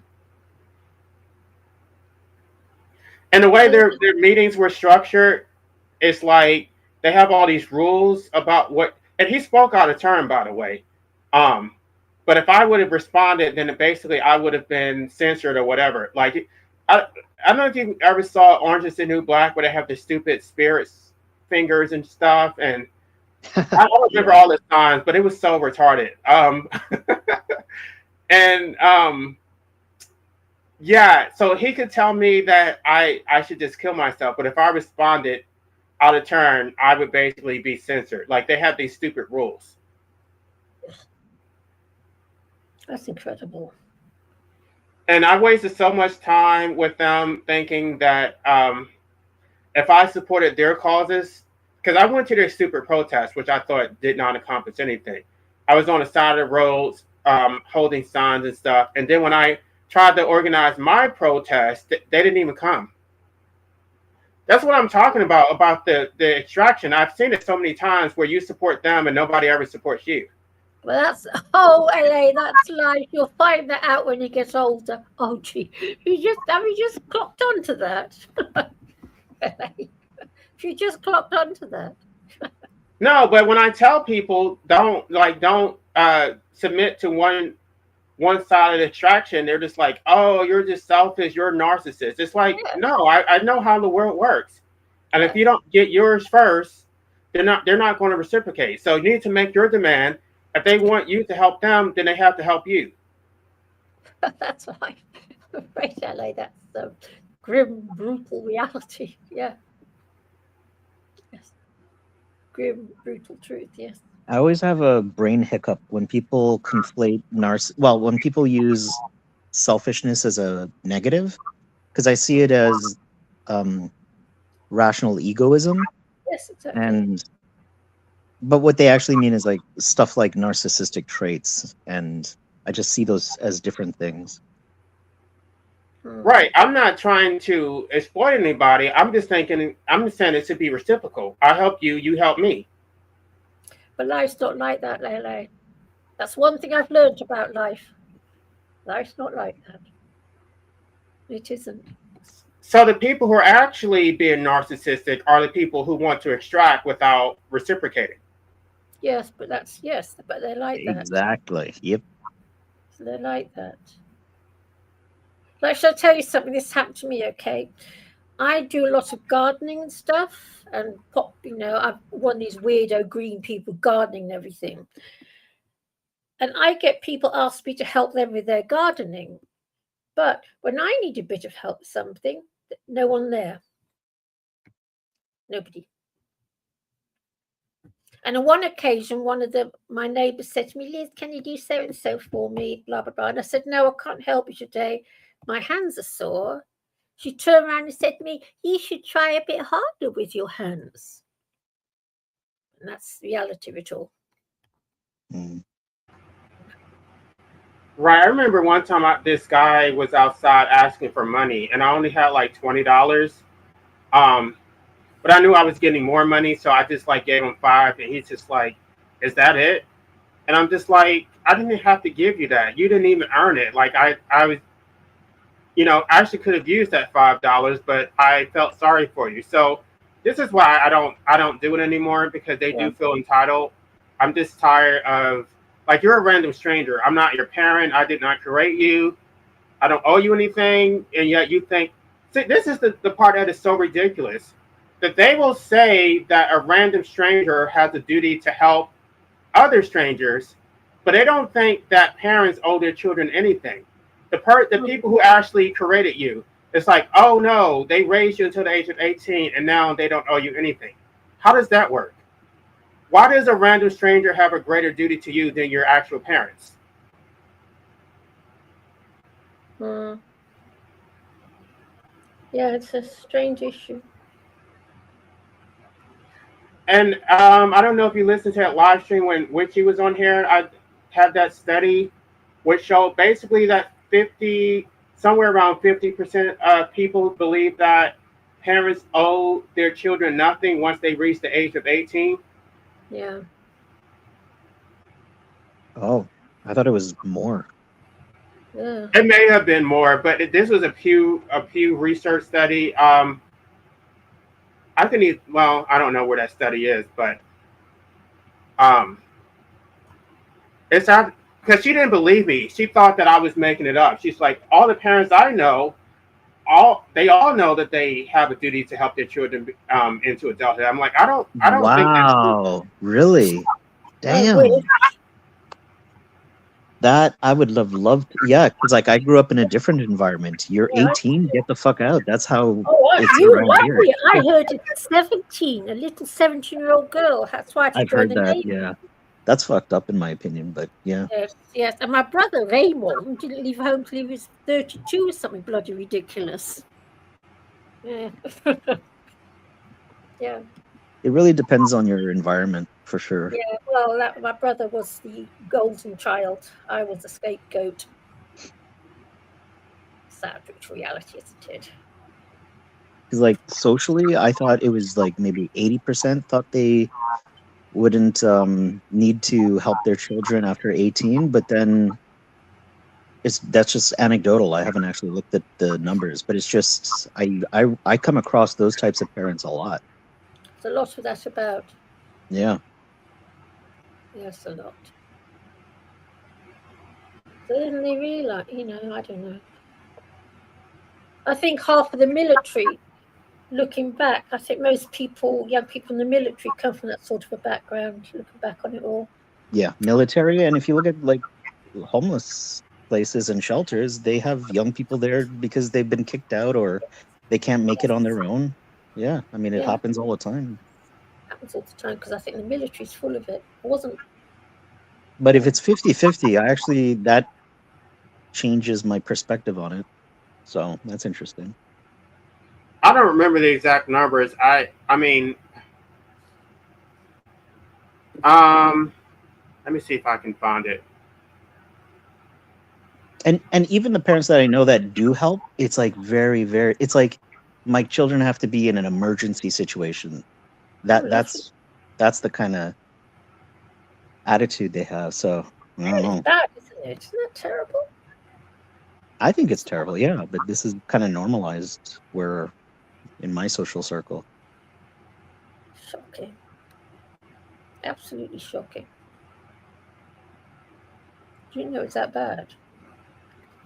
Well, maybe it isn't that bad. Maybe it's better in America, or again, it's just anecdotes is based on your individual experiences, and if we all have different individual experiences, we can't really extrapolate that to make a generalization.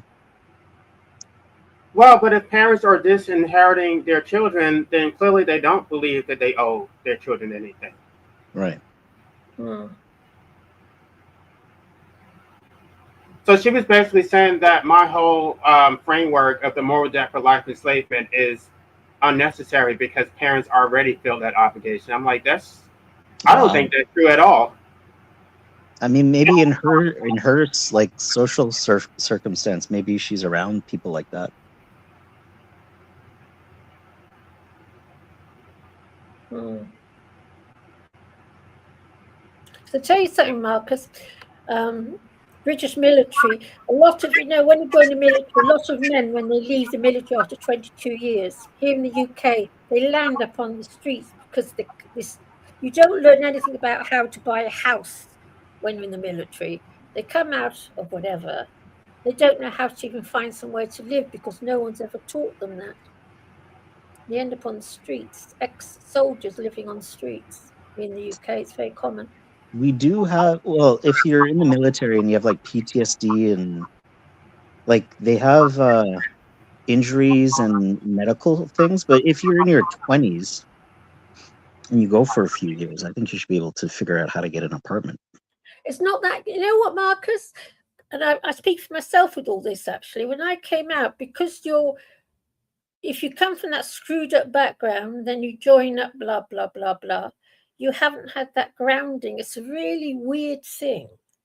Ever so strange how it's weird. Buying a house is complicated, but renting an apartment, not that complicated. Yeah, you'd be surprised. You wouldn't. I tell you something, it's hard to believe, but I went through. Luckily, I managed to get a job, and I left the Navy. I got a job in a hotel for a year. Well, not a year, till I could work my head out all around it all. But if you've come from a really shitty childhood and then join up, say, you're 22 years, when you come out of the mob, you're so brainwashed because in the mob, everything's done for you. You get provided housing or you get the mess to live in or whatever. When you come out, you've got no idea how Civvy Street works. I know it sounds hard to believe, but it's actually no idea how it all works. I know that sounds hard to believe. I can see how this, I've heard this horrible story about people in the military who've left and they don't even know how to function in Civvy Street, literally. Yeah, and I know veterans that are struggling for sure. Yeah. It's ever so strange. I mean, yeah, I went through to this bit myself. Marcus, I meant to ask you the other day, did you speak French? No. I was just curious because isn't that like common in Canada? Yeah, it's mandatory up until grade 9, and then you don't have to take it anymore. I was dumb and I stopped taking it. I should have, because it opens up opportunities if you can be bilingual. Yeah, in America it's like Spanish. If nobody speaks. Some people speak French, but it's primarily Spanish. I mean, I struggled to even get through up to grade 9 in French, but honestly, like, I know I would have bitched and complained as a kid, but I would have said, for your long-term future, suck it up, buttercup, and learn it. Yes.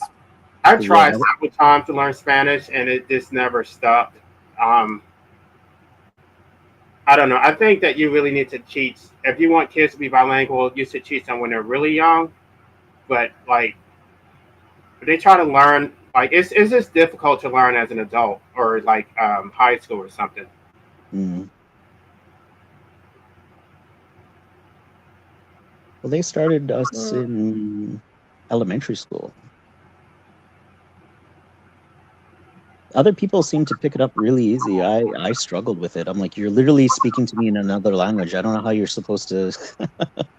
I'm supposed to translate these two things. If you're teaching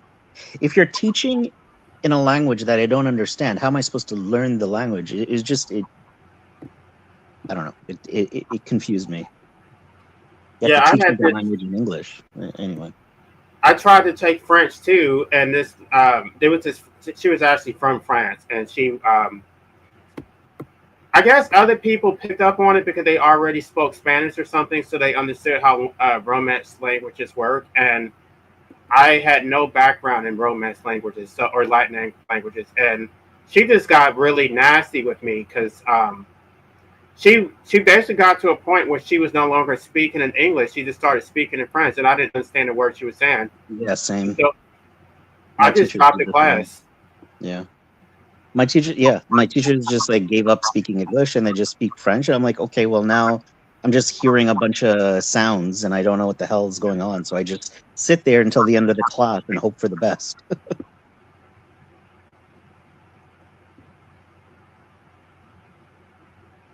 I mean, in English, you don't have feminine and masculine words and sounds and stuff like that. I'm not saying one's better than the other. It's just, it's different. And yeah, anyways, I struggled a lot, but I passed somehow.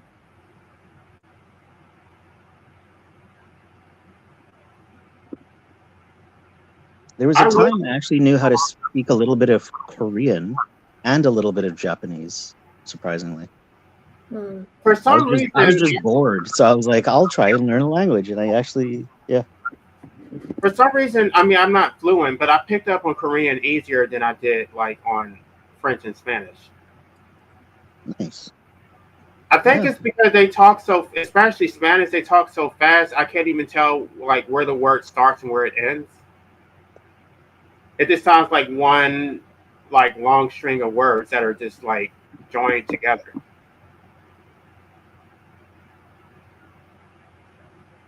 Your girl Terry's in the chat.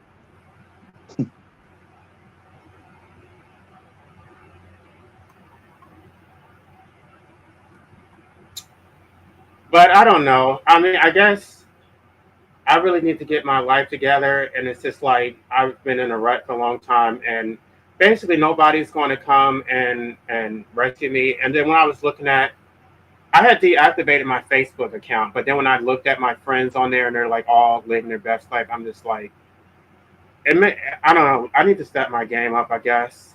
Oh, it motivated you. Interesting. Well, but I didn't feel that I had control over my situation. But I did. Well, basically, I'm going to have to move. If I stay in this state, I'm going to stay in the same situation. If I move to another state, then I can have a fresh start.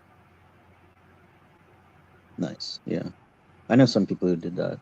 But it's risky because I don't know that I'm going to be able to get a job. I don't know what I'm going to do. Right.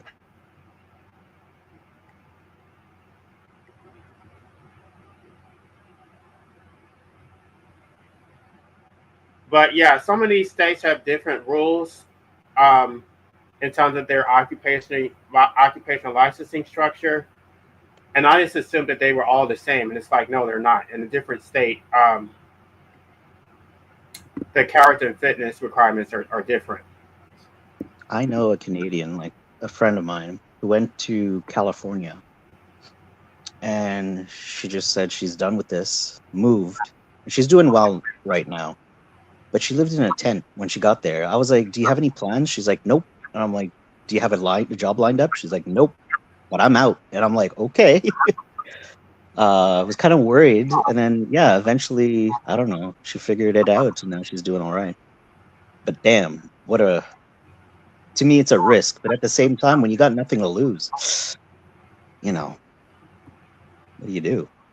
Well, I mean, at least I have a house. I have a job. I mean, I'm not like doing well. But at least you're miserable, right? Like that's what I mean. Like I have a job in an apartment as well, but it's like if you hate waking up every day, then. But it's like things could possibly get worse. Like I could end up not having a job and just struggling even more. Well, that's why I'm stuck in the same cycle for the past for a long time. But some people, I've seen these videos on TikTok of people who lived in like, I don't know, some smaller city where they were making good money, and then they moved to New York and they're just like baristas making like $10 an hour. Yeah. That's the other outcome that can happen, right? It is a risk, but the thing is like, is it tolerable enough now to keep going as you are, or do you need a change? I don't know. I think in this economy, it is, but it's hard to know what the right decision is, because I think I've made some mistakes in the past too, where I had opportunities, but I didn't like where I was, like the location, and I was like, oh, well, I want to go to a bigger city, and I can make it there too. And it's like, no, if hindsight is 2020. I was offered a position, but I didn't like it, and I didn't like where I was living. It was boring. They were like, no, I mean, I don't know. It was boring as hell and depressing, and so I decided to move to a bigger city. And I don't know if that was a mistake, because I feel like in smaller towns they're more willing to help you because it's not so competitive. But in larger cities, it's like more cutthroat. I noticed the same thing too. I was in a small town before.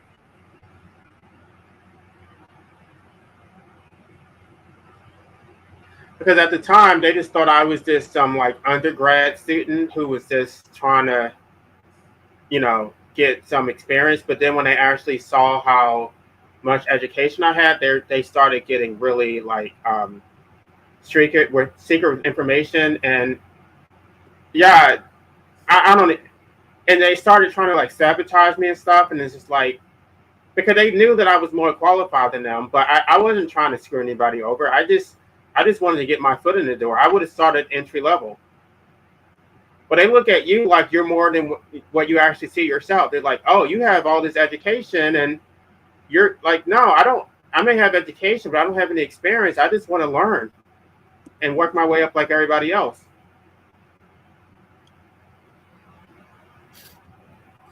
So like I don't know. It's one of the mistakes that I really regret. I wish I just would have gotten my undergrad and just stopped there, or gotten a professional degree as opposed to an academic degree. Yeah, I just, but at the same time, if your parents don't tell you, then you don't know any better. Yeah, that's a big thing. Yeah. No guidance. And if I ever do make it, my mom is not getting credit for any of it because she didn't do anything to help me. She just stressed me out and made it worse. Because I know what she wants. I mean, I don't talk to her, but she would want bragging rights for herself.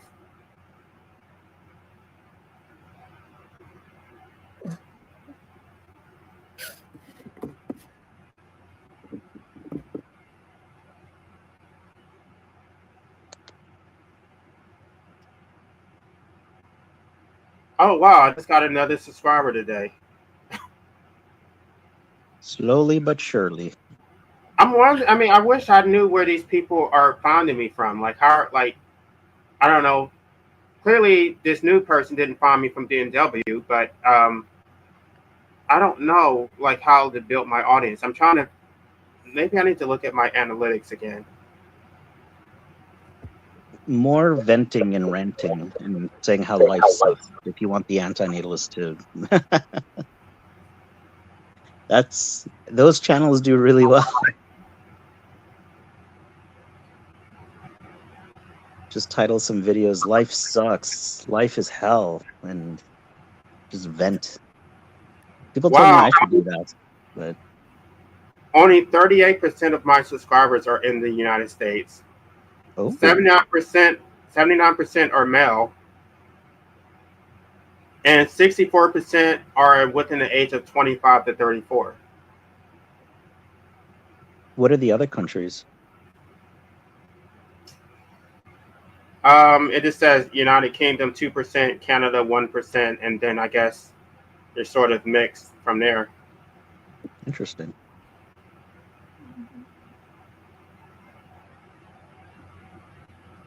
I don't know. I guess when you live in the United States, you just assume everything is centered around the United States. But I don't even think that I'm talking to people in other countries. That's why most of my content I'm talking about U.S. law and stuff like, or what goes on in the U.S.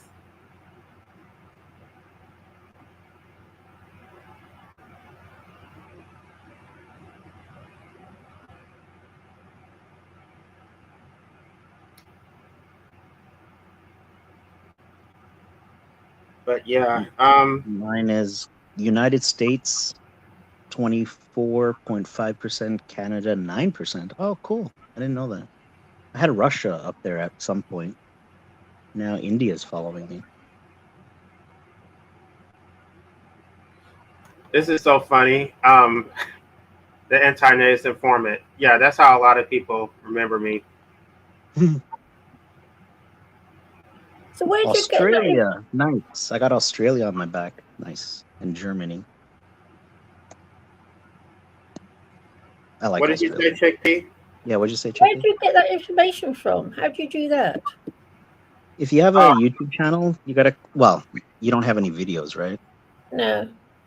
Oh right. No, I don't put anything out. No. There's a section on your. If you did have videos, there's a section that says analytics, and then you could look into Oh people right. who. Oh, I see. Yeah. Oh right. No, yeah, I don't have any.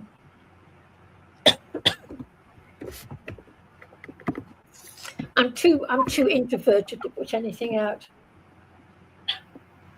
We got Philippines, Netherlands, South Africa, and Ireland. Oh wow. Well, I consider myself to be an introvert too. I don't know. I don't think this is as intimate as talking to like a group. Like I feel like, first of all, I'm not showing my face, even though I could. But I kind of control when I want to do and when I don't want to do. It's not the same as like living with somebody or sharing a workspace with someone. I don't like that at all. And one of the things that is actually driving me crazy is like people's lack of hygiene, how they're constantly eating and licking their fingers and picking their nose and stuff. I just like, and then I know that some of these people are going to the restroom and not washing their hands. I don't like any of that stuff.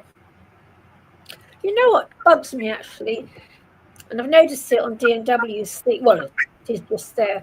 They come on here as high as kites, drunk, and then sit there wittering and twitching about how happy they are. Well, obviously, and I don't mind people getting drunk and getting high, but I find when I'm stone cold sober, I don't want to have to listen to them. It really bugs me. Ha, same. You get it as well. Oh, it drives me Well, it's a weird thing. Like I kind of when I'm drinking, I like it, but damn, when I'm sober and I'm seeing how people are acting, I'm like, oh god, I don't want to look like that or sound really like gets that. my nerves. Really What I gets don't like is that like people are having like a meaningful interaction, and then the drunk people will just like yeah. intervene with their like drunken gibberish, and it's Yes, just like exactly. you're not even saying anything. Like you should just shut up and let the sober people talk.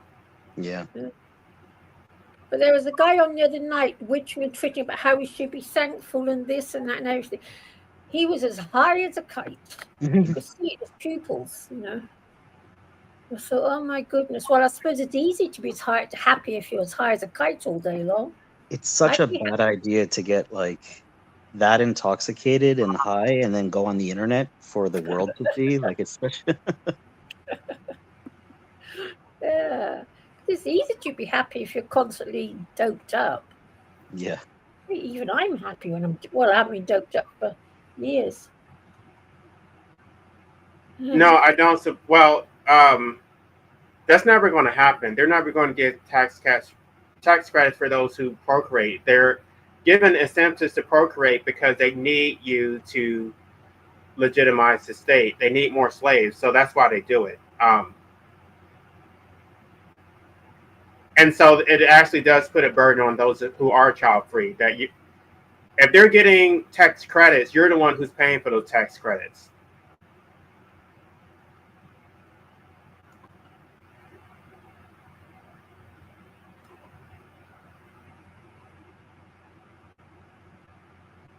You blame yourself for what?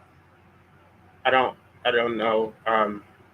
What were we just talking about? I'm not sure what she means by that. But yeah, if it was a fair system, we would be getting the tax credits because we're using fewer resources. But it's really perverse. It's like the people who use the people who extract the most from the system get rewarded for it. And some people are actually get more money than they put into it. because of their tax credits. So they're literally paying no taxes. Hey, Patsy. Hey y'all, what's going on with you? Not much. We're just What's the topic? well. I started out talking about why anarchists should be anti-natalist, but we're not even talking about that anymore. You know what's funny? You have so much negative experiences with women in real life, but online, you wouldn't think that. No, Think no, about no. all Like, the. I can be friends with a woman. That's not the same thing as like I dating know. a I'm just woman. thinking about all the women that like come onto your channel. It's just kind of funny because But I'm gonna say me, like she being me and some others that come on. witchy We're, wishy we're in the bishy we're in the minority. Okay, we think a lot more like a man. and divine. I mean, we think more like men than women. That's the way I figure it. It seems like it to me. I've always thought that I think more like a man than I do a woman. I don't know. Right. It's just like in certain environments, like if you get really close to a woman as a friend, especially as a gay guy, they sort of treat you as like their de facto boyfriend, even though you're not having sex with them. And then you're like basically expected to pay for everything, cater to their emotional needs, and they basically don't need a boyfriend because you are their boyfriend in a way. And then um, I don't know, I just see a lack of reciprocity where when you need emotional support, it's like, oh, get over it, you're a man, like. So they treat you like a surrogate boyfriend instead of like one of the girls. Is that it? Yeah, and it's sort of confusing because it's like you're their boyfriend, but at the same time they call it, hey girl, hey girl. This is like, am I a girl or Oh, am I your man? Like, what is this? that's interesting. Yeah, because my female friends they do treat me like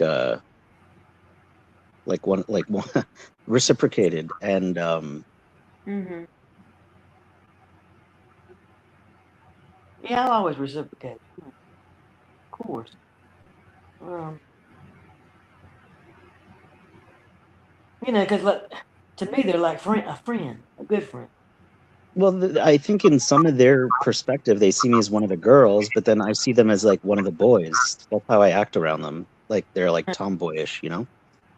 Well, Yeah. some of them anyway. But like it's just the way that we see each other. It's like there's no um we're just seeing the other person like a brother sister kind of thing. But if you verbally tell a person like, oh, you're one of the girls, but then you treat them like a surrogate boyfriend or a surrogate girlfriend, I could see that adding even more complexity to the situation. I can't relate. I don't. If I can relate, it would have happened a long time ago. Like nothing's popping up in my head. I just know every time I went out with them, it was never a question. I was always the one who had to pay for everything. I always had to cater to their emotional needs. But if I had emotional needs, they just threw me off. Um, yeah, like I even had one friend who I was there for through all of her stuff with all of her man problems because her boyfriend completely dogged her out. I was supposed to be studying for finals for law school, and she just calls me crying. And I came over, brought her food, and tried to. I mean, she just wasn't. She knew I was supposed to be studying, but she didn't care. And then when I had my problems, she told me I don't cater men. I don't coddle men. Like Wow. basically, you're a man, so just deal with it. Wow. Yeah, I don't know about somebody like that. I wouldn't be around anybody like that. Mm-mm. Well, I didn't know it. It's not until like you have your issues that you realize how they actually see it. Mm-hmm. Yeah.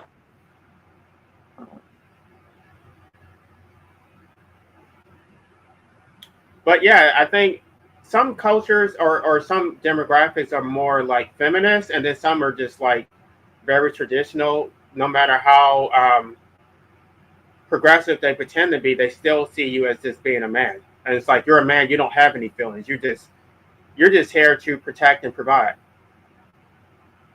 Mhm. But I don't know. I've had some good women friends, and most of my friends have always been women anyway. Even though I did feel it was like one-sided. Mhm. I rarely had like male friends unless they were like gay. Yeah, I mean, just like I say, I've always leaned toward me guys, the males. When I relate to, every time I talk to a woman, I don't know, it's just so much crap, that you have to deal with. I mean, they're snide, they're jealous, they're you know, You know what, you know, Patsy? I've always found that about women. petty, drama, all Mm. kinds of crap. And I'm thinking too deep to deal with stuff like that. It's it's They're very superficial. it's even worse in a workplace because there's so much drama and gossiping and stuff, and Mhm. um, it's just so unnecessary. Like if I work with a man, it's different from working with a woman. They're Mhm.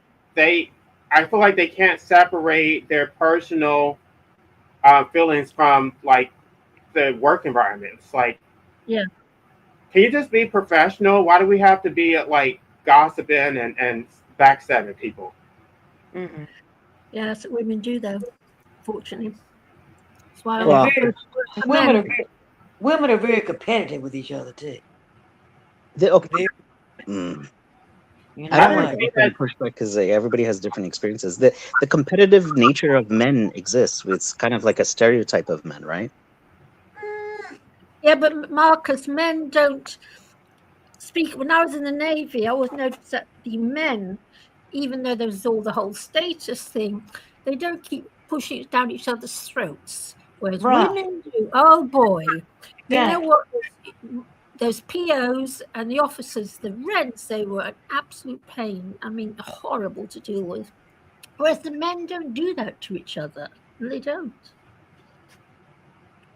I tell you, women are terrible for it. Dreadful. Really bad. Yeah, they'll bite you. They'll stab you in the back in a minute. Yeah, a woman will stab another woman in the back in a minute, not even blink. Yeah, yeah. Patsy, for Yeah, men a treat corporate each other. for a corporate in a corporate ladder, do you think a man would stab another man in the back? Yes, but not like women do. I Oh, of tell you course. Yeah. now, Okay. Fine. Yeah. The when expression of backstabbing will be different, sure, but they both backstab. yeah, but when I was in the Navy, I really noticed the difference between how the men treat each other, regardless of rank, to how the women treat each other. And I tell you something. They're more respect. Yeah, they're more Yeah, respectful of each other. yeah, Men are. yes, there's more I think respect. men respect each other more. Yes, Uh, just basic uh, respect. yeah. I also have a suspicion. This is just speculation. I have no evidence that when people make a, I think the way men treat women and the way men treat other men is going to be perceived differently depending on your standpoint. So, for example, you might not see the harshness other men do to other men because when men interact with you, they might have been treating you differently. Okay, let me just say this. You're correct, but at the same time, even if those men are doing that, that's not masculinity, that's femininity. So they're still displaying feminine traits. Men can Oh, be cutthroat, and a lot of times they're narcissists, which is not masculine at all. That's feminine. okay. That's a hot take. I don't know. Okay, what are feminine and masculine traits like if you were to categorize them? Because Um, usually competition is seen as a masculine thing, right? Women are far worse at Marcus, I promise you. I told when I was in the Navy, it made my hair fall out in the end, these bitches, these wrens. That's Mm-hmm. why I left. It was so bad. In wrens' quarters, right, I used to go hiking up in the Highlands in Scotland and used to get male officers, female officers, male sailors, and wrens. the officers would allow the ratings to call them by their first name. We had to call the Wren officers Mom, even though we were trekking through the Highlands. And that's what women are like towards their inferiors. I mean, when I was in school, you know, a little girl, and I was in elementary school, the boys weren't bullying me. It was the girls. Yeah, I was bullied by girls, yeah. It was the This is girls. what, yeah, oh, Okay, we because have a they were. Oh, presentation. that's not. Let me end that, because I need to find a better one. But that's my point. So yes, in school, all my female friends got bullied by other females. I totally get that. But at the Mhm. same time, they were being treated by men differently because, well, guess what? The men wanted something out of the girls. And the boys would bully each other. But the thing is, the girls weren't seeing the male bullying because they were getting bullied by other girls. That's what But I'm I'm just trying to saying say. that Is what like I it's a saw in the perspective. Navy, Marcus. What? I'm just saying what I saw when I was in Yeah, the I'm not Navy. denying what you saw. I'm just saying, like the perspective, like this, where you stand, is going to inform how you I view do the know other men gender. bully each other. I do know that. Sorry Yeah. to interrupt you. What were you saying? Talk to me. Yeah, I was speaking, but I think I interrupted you. Go ahead. What were you saying? No, I was just saying when I was in the Navy, I saw how men tend to treat each other far better in a group situation of different status than women do. Women can be utter bitches. And I'll tell you something else. I worked in the city. I used to work as a temp sometimes, and I hate it when I have to work for a female solicitor. I absolutely hated it. Mm-hmm. I tell you, women can be really power mad little bitches. They can be. The guy. Especially if you're better looking than them. Oh, dearie me. Then they really throw it about. Did you notice that, Patsy? Oh God, yes. Yeah. Oh, dearie me. Yes, I took it hard in that respect. I took it hard because when I was a little girl, Mama used to dress me up real, nice, nice little outfit, color coordinate, and and I have to say I was a pretty little girl. I'm gonna say it, and I think I still am. But anyway, they didn't like it. They could sense that I was different, and so they really came down on me when I was a kid. The little girls. I can well believe it. Yeah. I used to notice in the city sometimes. And then you got the gossiping behind your back. Oh, yes. So, Yeah, I noticed that in the city as well with between women. I used to work as a temp sometimes. I used to work as a temp quite often, and I'd go and work somewhere, and the bitching that went on about the person who I was sitting in for, it was horrendous. I couldn't believe it. The bitching. yeah. It was absolutely incredible. I think the trouble with women is they seem to get, because I think women are in charge of the home, because it's their space, they tend to take that feeling into the office and say this is my space, when it's not their space at all anymore. It's a communal space, regardless of your status. It's a communal space. Yeah.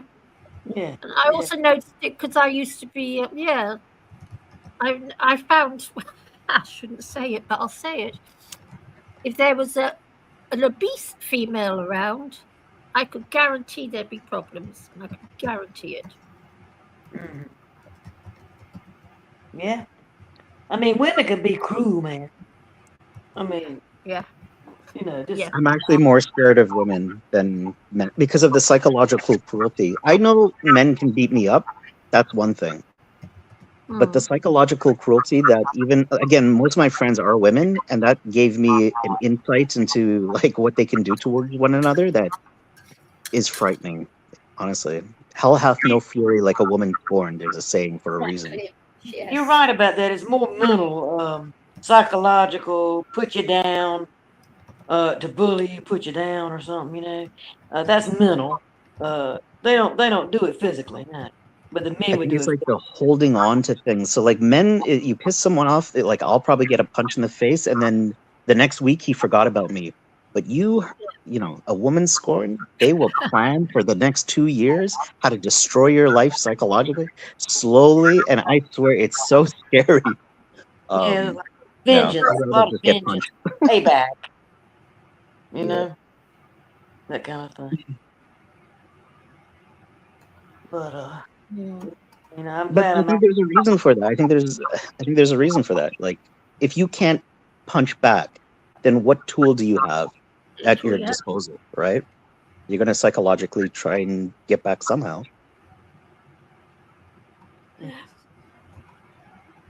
We're not on an even playing field. So,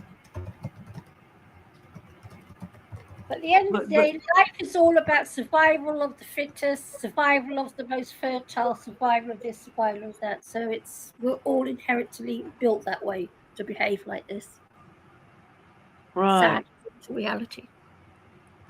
right, and it's also gang up on the other person. Gang up. Oh, I mean, get a group up against this person. You know. You know what I'm talking about? So that's another disgusting aspect of it. Yeah. It's just Yeah. life So is just I don't know. It's just disgusting sometimes the way and it's society we're talking about, of course.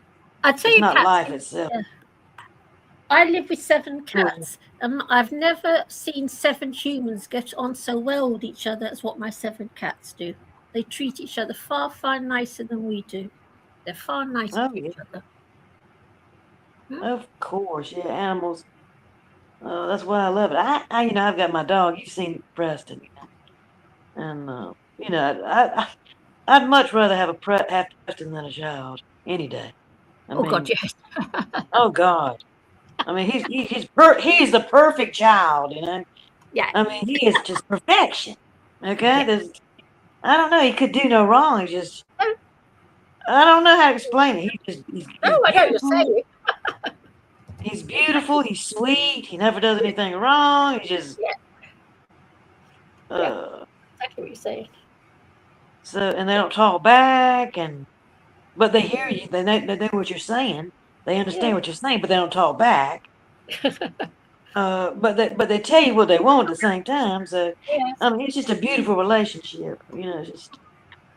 But the kids are totally different. I mean, God. Oh God.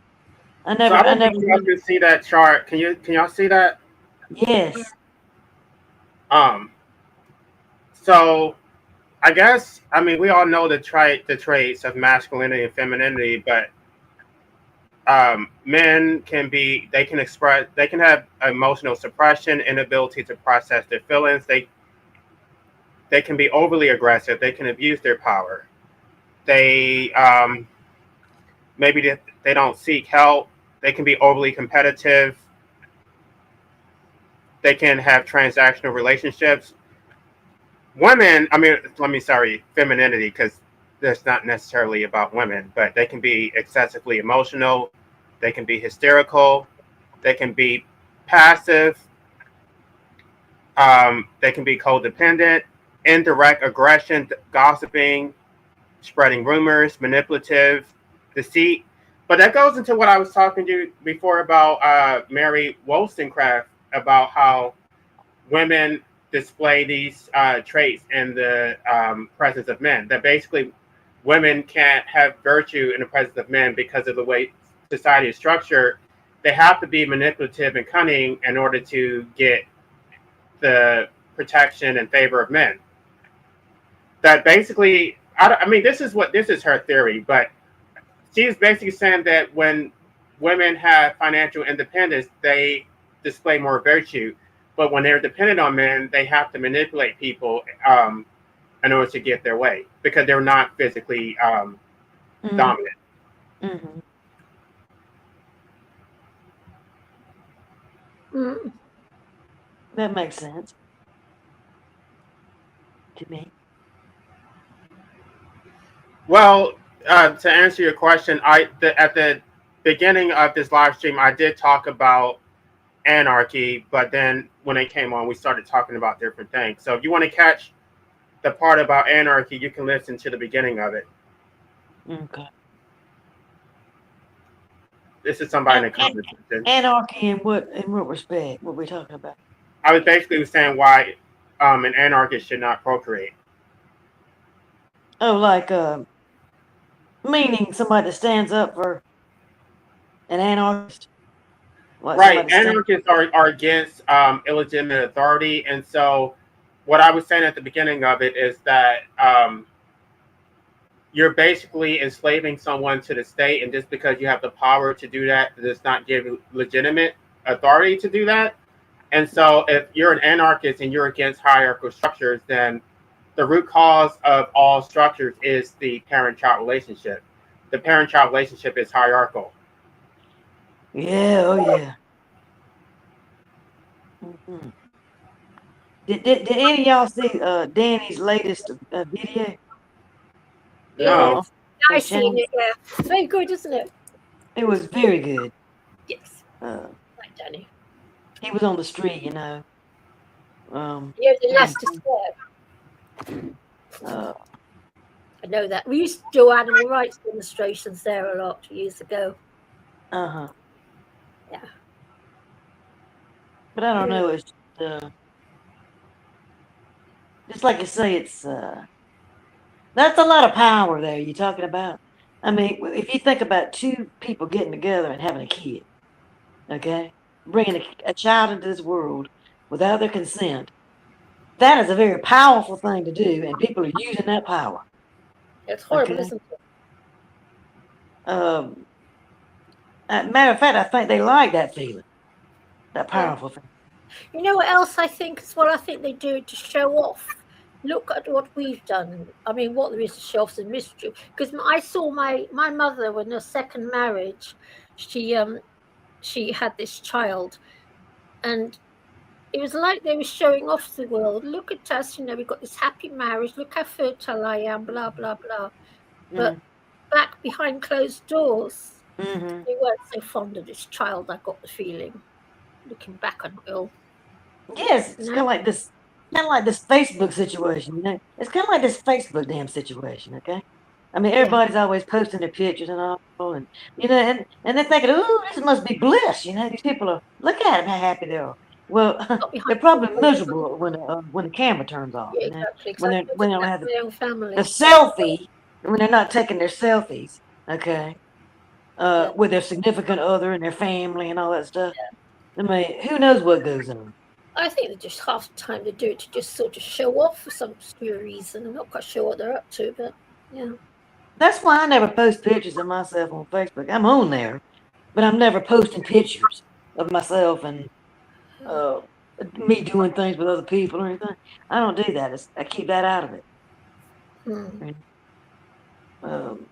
I'll post a picture of things I enjoy, like scenery or animals or nature.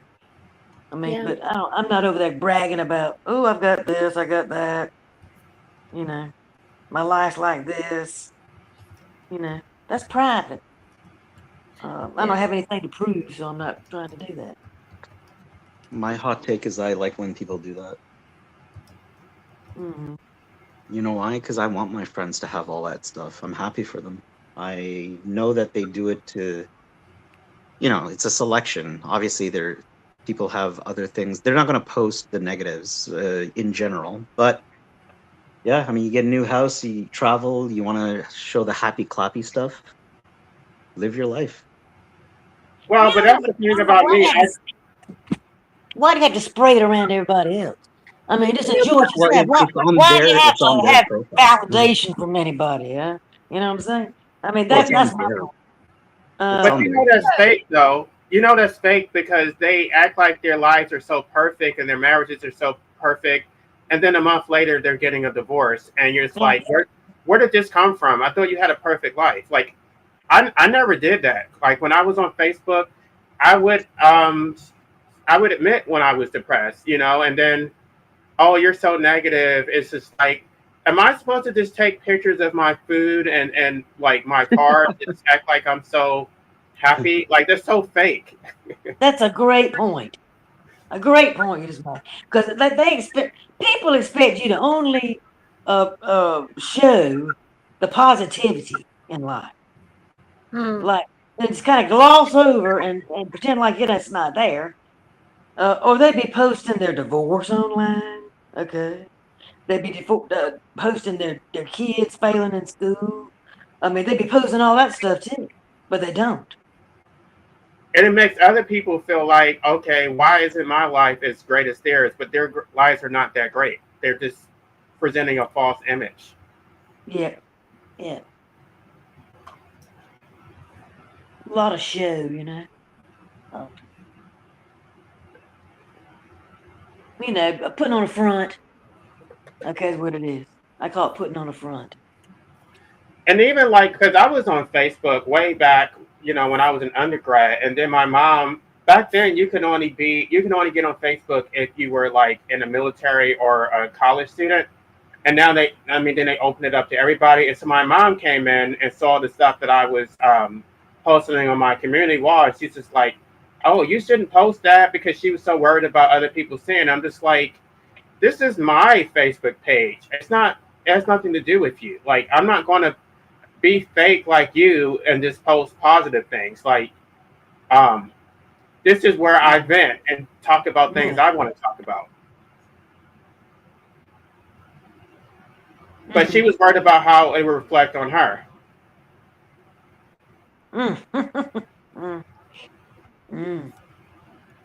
See, that's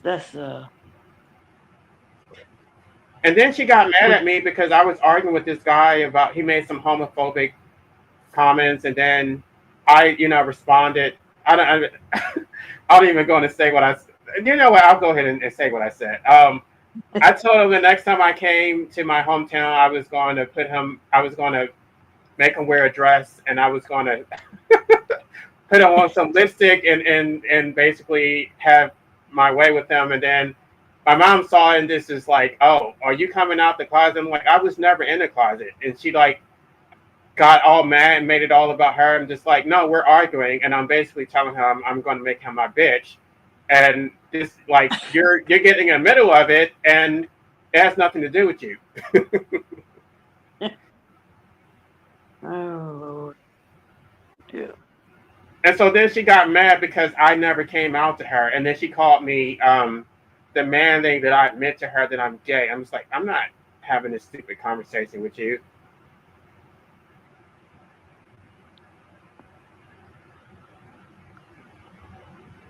So I don't know. That's the thing about social media.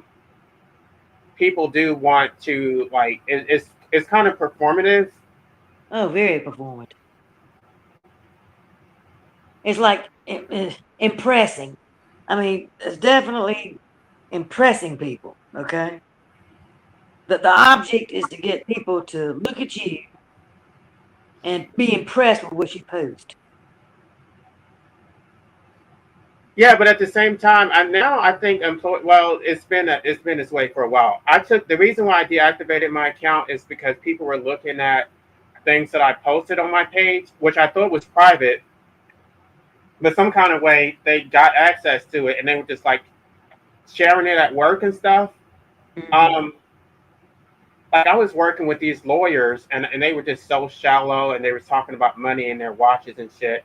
And I'm just venting to my audience thinking nobody sees this. And this woman at work saw it. She started telling everybody, oh, he doesn't like you. He says that all you do is talk about money and you're so superficial. I'm just like, I didn't say I didn't like them. I don't like the conversation. And now all these people at work think I don't like them. Mm-hmm. So it's like, okay, if it's not private because it's like your settings can be private, but some kind of way people can still see it. It's not a safe space for you to post things. So I didn't know that. I thought once you said it, nobody could see it. I don't know how she got access to it. I thought it was private, but some kind of way it wasn't private. At least all of them were not private. Some of them still went public. And then they can sort of trick you because they'll send their friend requests so they can actually look at your posts. Oh God. Oh. So that's why I deactivated my account, and I did scrub my channel down to remove anything I didn't want people to see. And then I actually had a lawsuit against the state where I said some anarchist comments that I was going to dismantle them, and then they used my Facebook postings in that lawsuit. It's so screwed up. And again, I thought it was private, but I mean, they stalk your channel and use it against you. So Man. once I saw that, I took my Facebook channel down. Hmm. So when you take your account down, you can still use Facebook, can't you? If you have to reactivate it, which they'll send you all these email notifications, and if you click on the email, then that automatically reactivates your account, which I didn't even, it did. I guess I need to go back and deactivate them again because I don't use it. And then looking at my friends from law school and stuff sort of was depressing. Mhm. It was depressing, but it motivated you because now you want to do something this year, right? Yeah, I don't know. I feel like I'm so far behind them. They're just living their best lives, and I mean, you don't need the constant reminder, but like sometimes if you want to motivate yourself, like I know my friends are doing well. I don't need to see it in my face all the time. but even if it's like, okay, now I'm making an effort to try to do this, but if it doesn't work out, I'm going to be depressed again. You know? Because I mean, people act like, oh, you're in control of your own destiny. I don't feel that way. I feel like there's been many attempts where I've tried to do things and something always got in the way of it. And I believe that the state chooses winners and losers. It's like if you can't get an occupational license, then I believe the power to license is the power to destroy. And if the state can deny you a license, then it can actually bring you to financial ruin, and there's nothing you can do about it.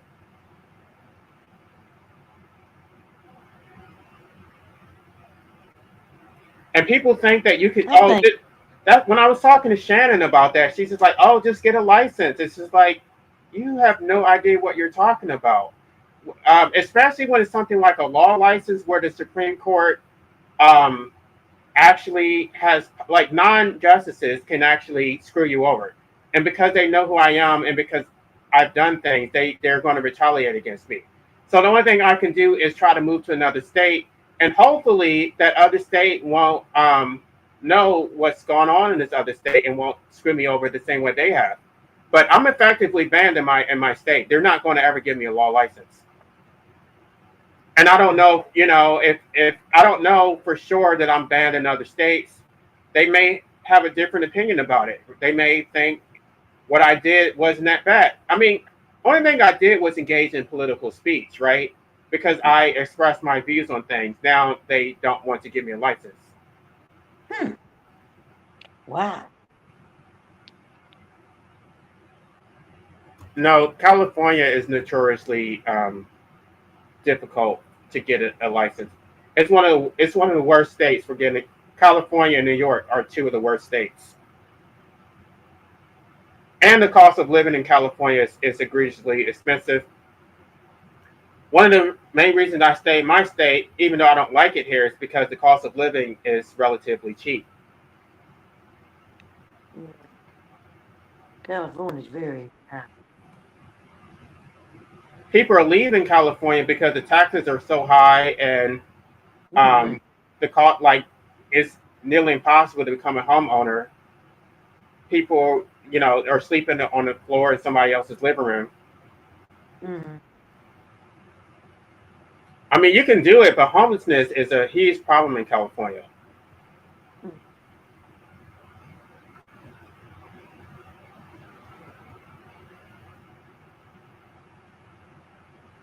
I don't know. I mean, I guess if I move, my brother like buys homes, and so he'll like flip them and sell them. So he told me that if I ever want to move, he would probably just buy my house. I don't know if I really want to sell it to him because I want to get the most money I can get out of it, and I don't know that I would get the best price if I sold it to him.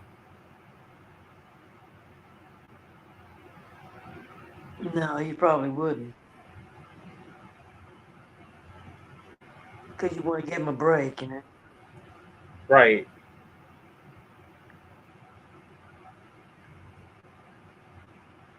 But And I've put so much work into my landscaping.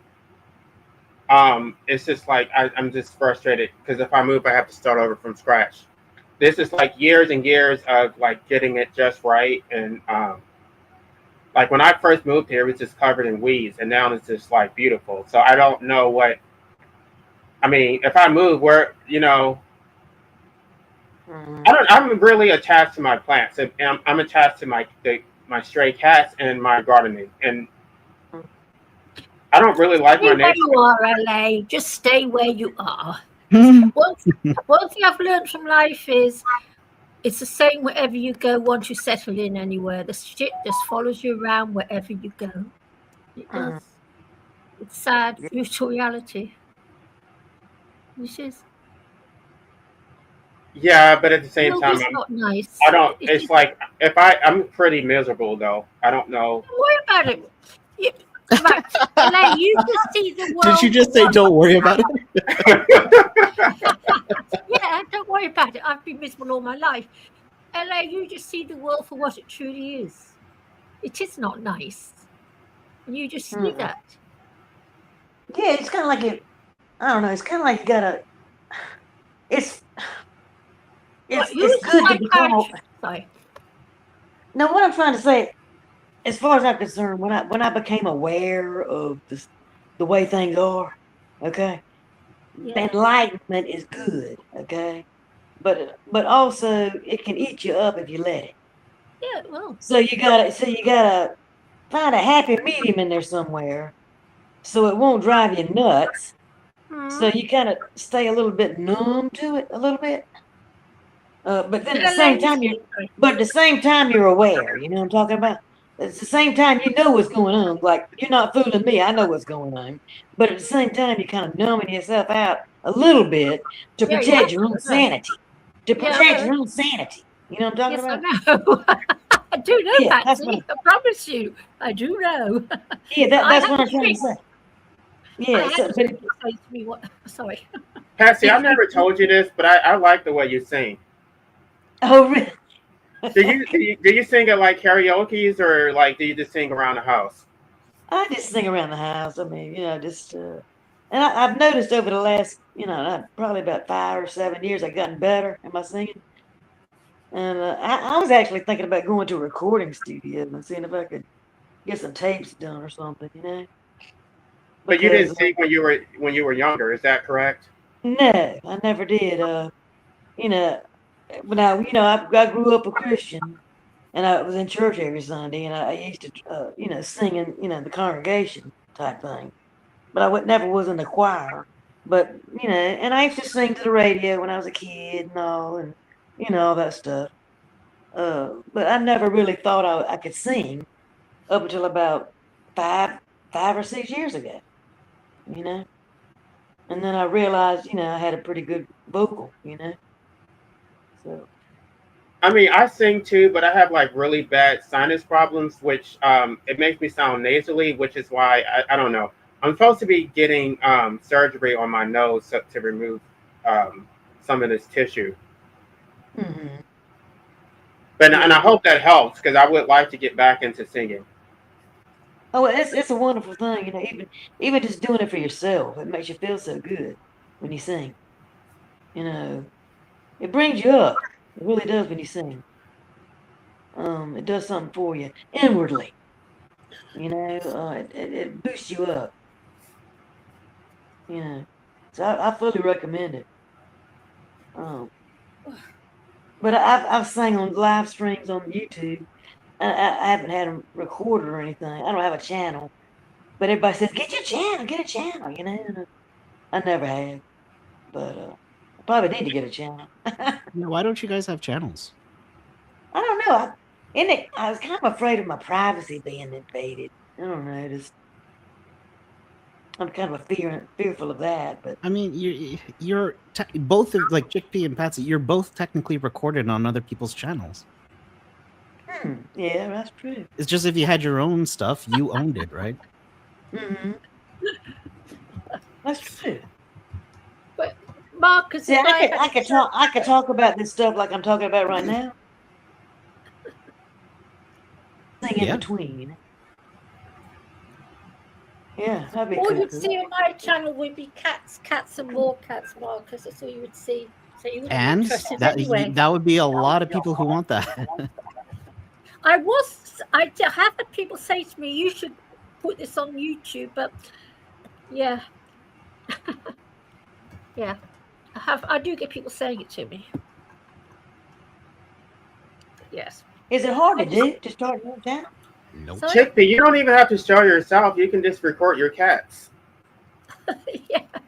Thing is with me, I'm not very good with mobile phone technology, and I'm not quite sure how to transfer the picture from my mobile phone onto here. I know that sounds insane, but I'm terrible with mobile phones.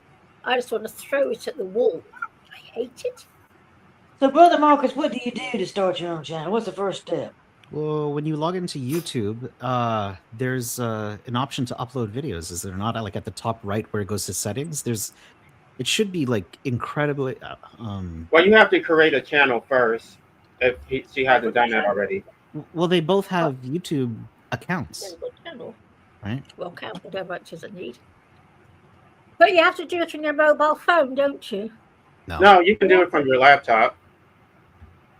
But I mean, if you don't know, like, I just use like Google Gemini to give you a step. Like, you can ask them anything, and they'll give you step-by-step instructions. Okay. Yeah, just I ask might for do like one. step by step, and yeah, once you get the hang of it, yeah, just You know, Or 'cause there's I'm there's also plenty of YouTube videos explaining how to do it.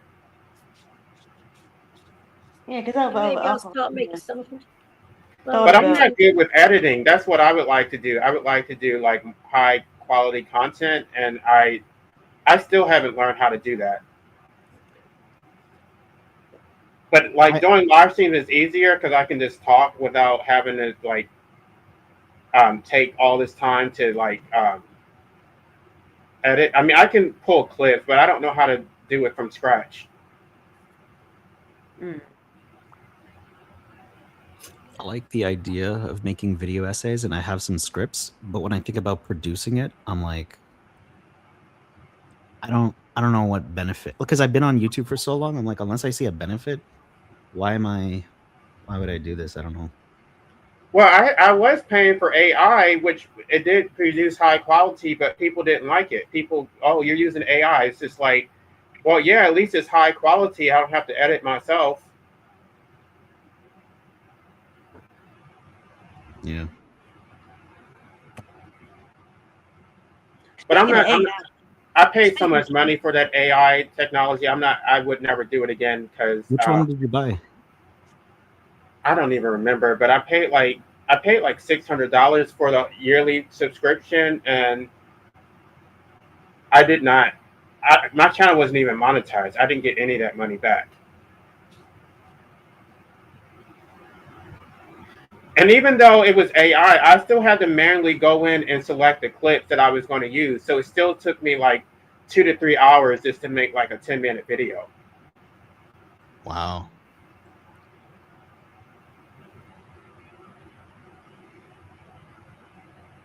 Yeah, I don't know. I've been on YouTube for a long time, but I never made a channel. So I think I was too scared to do it. I I'm don't know. too scared, actually.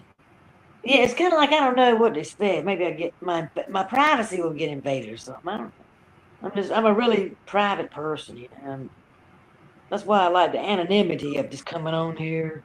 Yeah, but you could do the same thing. You don't have to show your face. You just put on the icon that you have right now and just record yourself. Ah. I used to show my face, but I just don't trust these people. I don't want them like taking my content and twisting it around and having my face floating around YouTube. I don't want to give people that much power to take my image like that. I already had some. I mean, I haven't been showing my face in a long time. They took my image from my book cover and put it on YouTube. So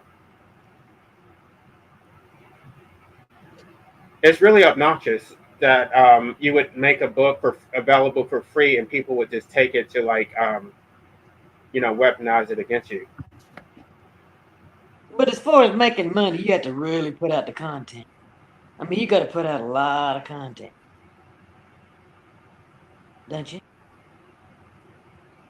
There are some people who, I don't know. I mean, they'll literally just go on YouTube like playing video games and just talking to people, and it's just like, I don't know.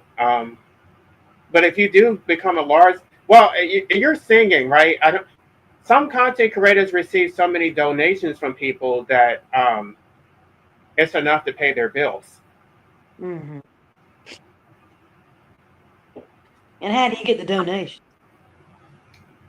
Well, once you get your channel monetized, they can actually do like super chats and or you can, or well, I guess DW is asking people to donate to, what is it? Is it Amazon or something? Yeah. Yeah, Amazon. But most people, they try like Patreon or PayPal or shoot, there was a few others. I forget what they are. See, I'm not even on any of that stuff. PayPal, all that stuff. I don't do it.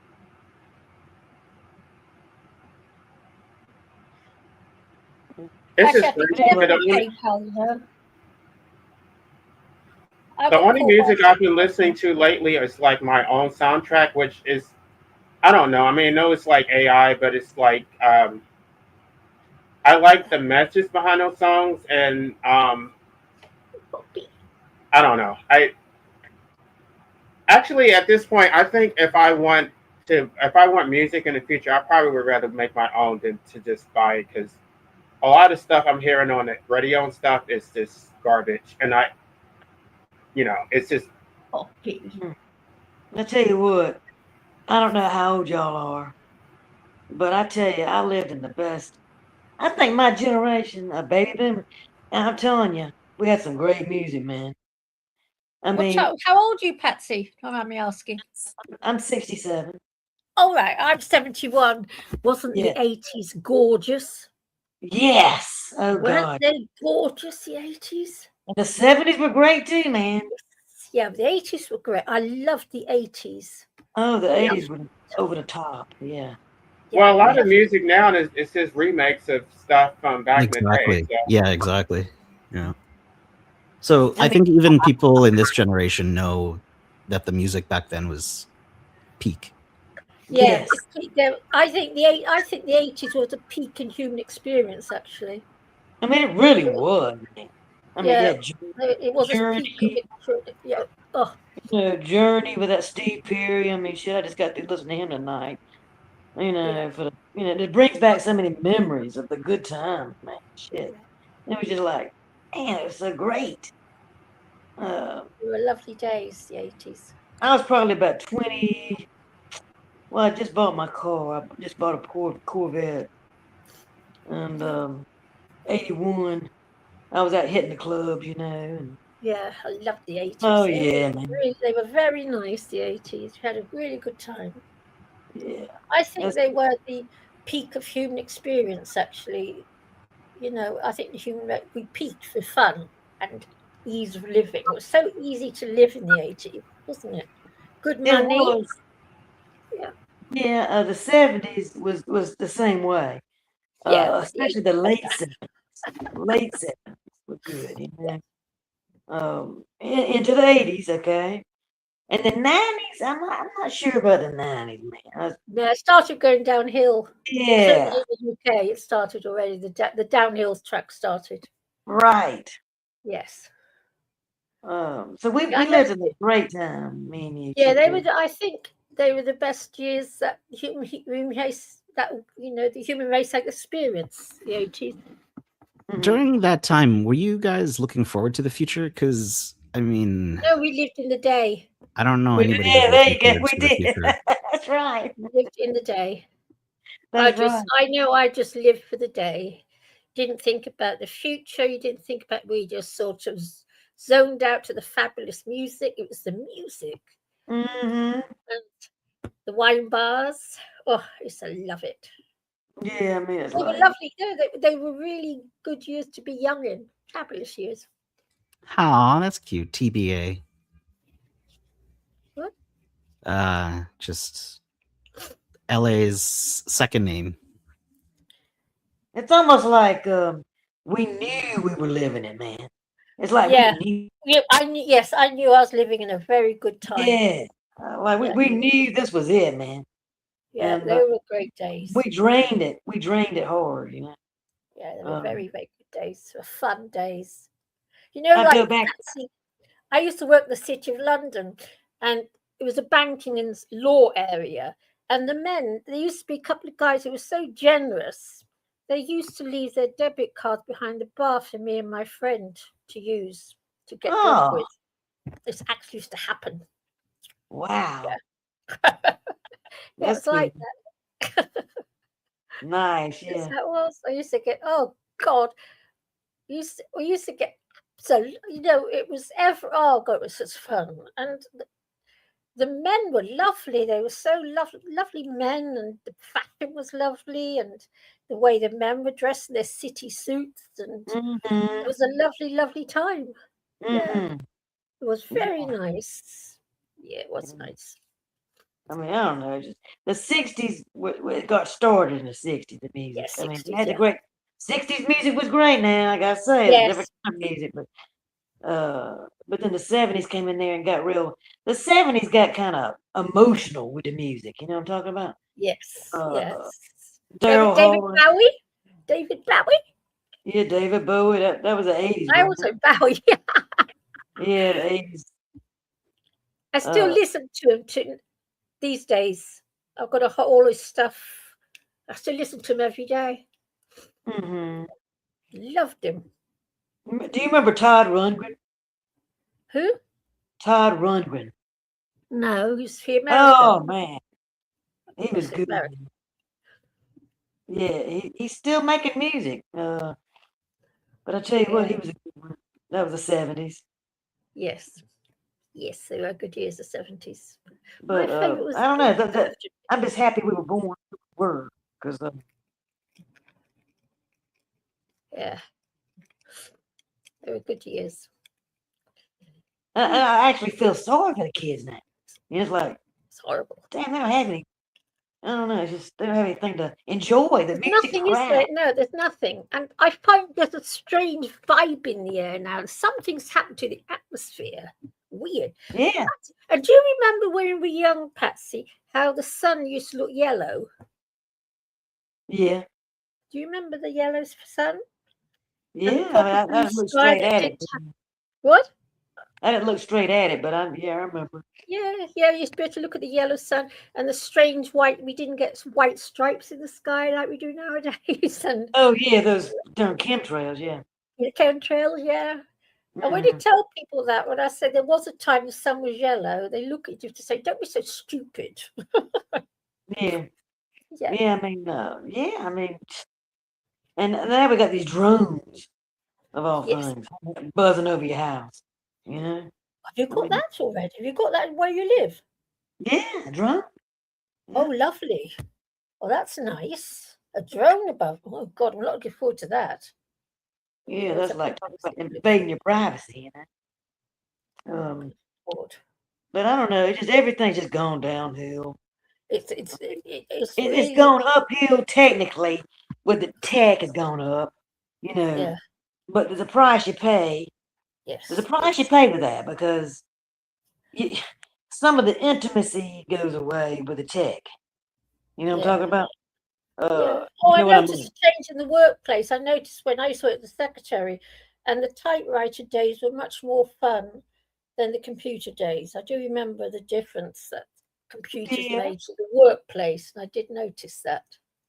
Yeah. Much as I love computers. Yeah. Learned on a manual typewriter. Yeah, I did. Yeah. Oh, yeah. Yeah, and the shorthand. Oh, yes. Short hands.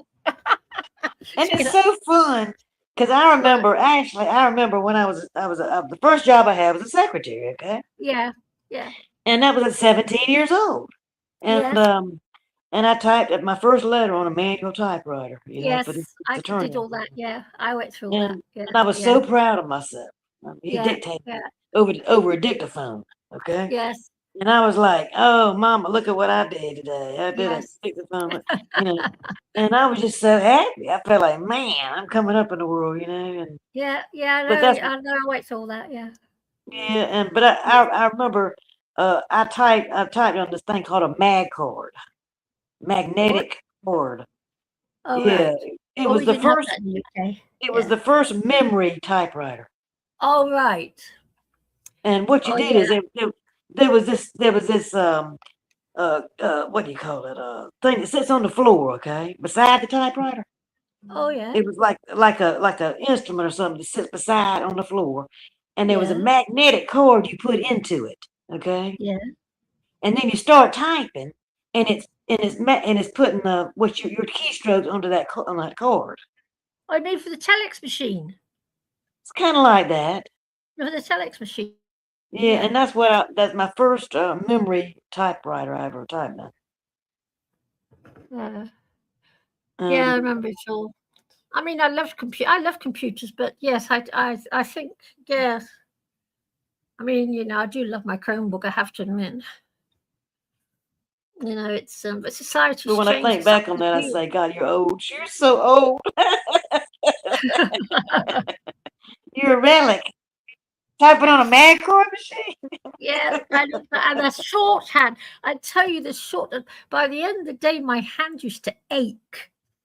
They used to be sore from this constant skyscraper. Were you good at that? Well, I Did you worked in enjoy a them? law firm, so yeah, I must have been quite good. Yeah, God, yes, you had to be. Yeah, I did too, working in law firm. That's what I worked in. Yeah, God. Oh, God, yeah, the typing and the shorthand. And then I was so grateful when those audio machines came into being. And then, of course, you had an IBM golf balls. You remember the golf ball? Mm-hmm. I used to love my golf ball typewriter. And then, of course, computers. I loved them, word processors, but I don't know anymore. The workplace changed. The girls, it changed the workplace. I know that. For the worse, unfortunately. Yeah, and the first computer, the Macintosh, Macintosh computer, I mean, we've seen it all. We have seen it all. Yeah, right from the beginning, right to the end. Yeah, ain't it nice? I mean, we've seen all that. Nobody else saw it but us. I mean, so it's kind of hard getting older, but at the same time, you look at yourself and say, "Man, look what I've experienced that nobody else did." So, Yeah, I remember it all. Yeah. I want to answer this question. Do you think that people that have even finances to have babies and raise them in the right environment, I think that's the normal right thing to do. I mean, that's fine. I guess that's probably the bare minimum, but it's not just about raising a child. It's also about what happens after the age of majority, because they're going to be enslaved to the state. So just because you can raise your child does not mean that you have the right to impose existence on someone without their consent. I don't think. I mean, it doesn't matter how wealthy you are. You're still imposing things that that are unjustified. So yeah, I think that's a separate issue. mm. I don't care how wealthy you are. You still don't have the right to impose existence on people without their consent. Yeah, you're a slave as soon as you enter this world. You're a slave. Yeah. Okay. I mean, come on, let's just boil it down to brass tacks. As soon as you pop out of the womb, you're a slave. Yeah, your conditioning starts. Yeah. Yeah. Slavery, life of slavery. So I tell you something, Patsy. I was thrown off the treadmill 30 years ago with RA. And you know what? It was a blessing in disguise. RA, blessing in disguise, because it just threw me off. And I've been living quiet little life with 7 cats. The state takes care of everything. Mm-hmm. Mm-hmm. Yeah. Yeah, I mean, looking back on it all, it's been a blessing. But yeah, I mean, say as soon as you pop out of that womb, you're needing something. Okay. Yeah, you were such needy creatures, and that's what makes you a slave. Yes. Okay. Yes. So it's just as simple as that, and nobody seems to want to open their eyes. I've always seen it. Yeah, I've always seen it. Yeah, a lot, but the majority of people, Chick B, do not see. They just don't see it. You ever thought about? You ever thought about living off the state, LA?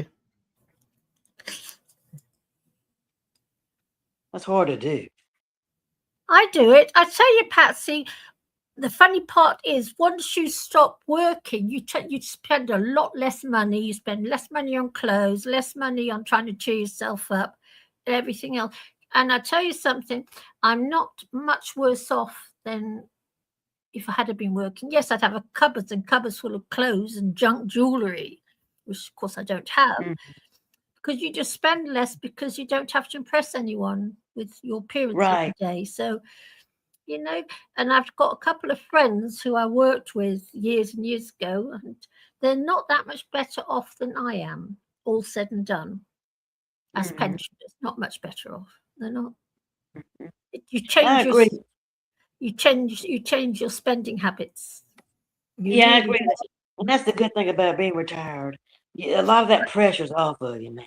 Isn't it lovely? Buy more clothes. Buy more clothes to go to work every day and have a different outfit every day. Yeah, if you have to every day, yes, something different. Yeah. What age did you retire, Patsy? I was 59, actually. A little bit early. Yeah, retired early, yeah. Because my father passed away and he did give me some inheritance. So, you know, I could pay my house off with that. And, you know, and I had some little bit of savings I'd saved up. And then I took Social Security at 65. So. Yeah, I just had my rent paid by the state. You know what? I don't care.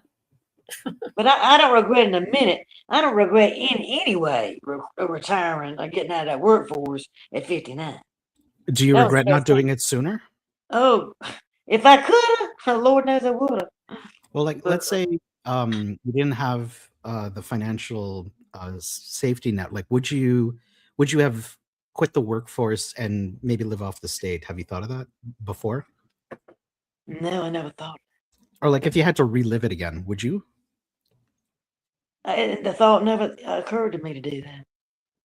Because I was always able to work, you know, and get out there and go to a damn 9 to 5 or 8 to 5, 9 to 5 job. Were you happy to work? No. Okay. Okay. I mean, I don't like sitting behind a cubicle typing all day. Yes. With a wall facing you, a darn wall. Lovely, Okay. No window. You know, just you're just grinding it out, pushing out the paper. That's grim, isn't it? Yeah. It's very. I think it's great. I'm thinking it like I got 20 more years of doing the exact same thing. I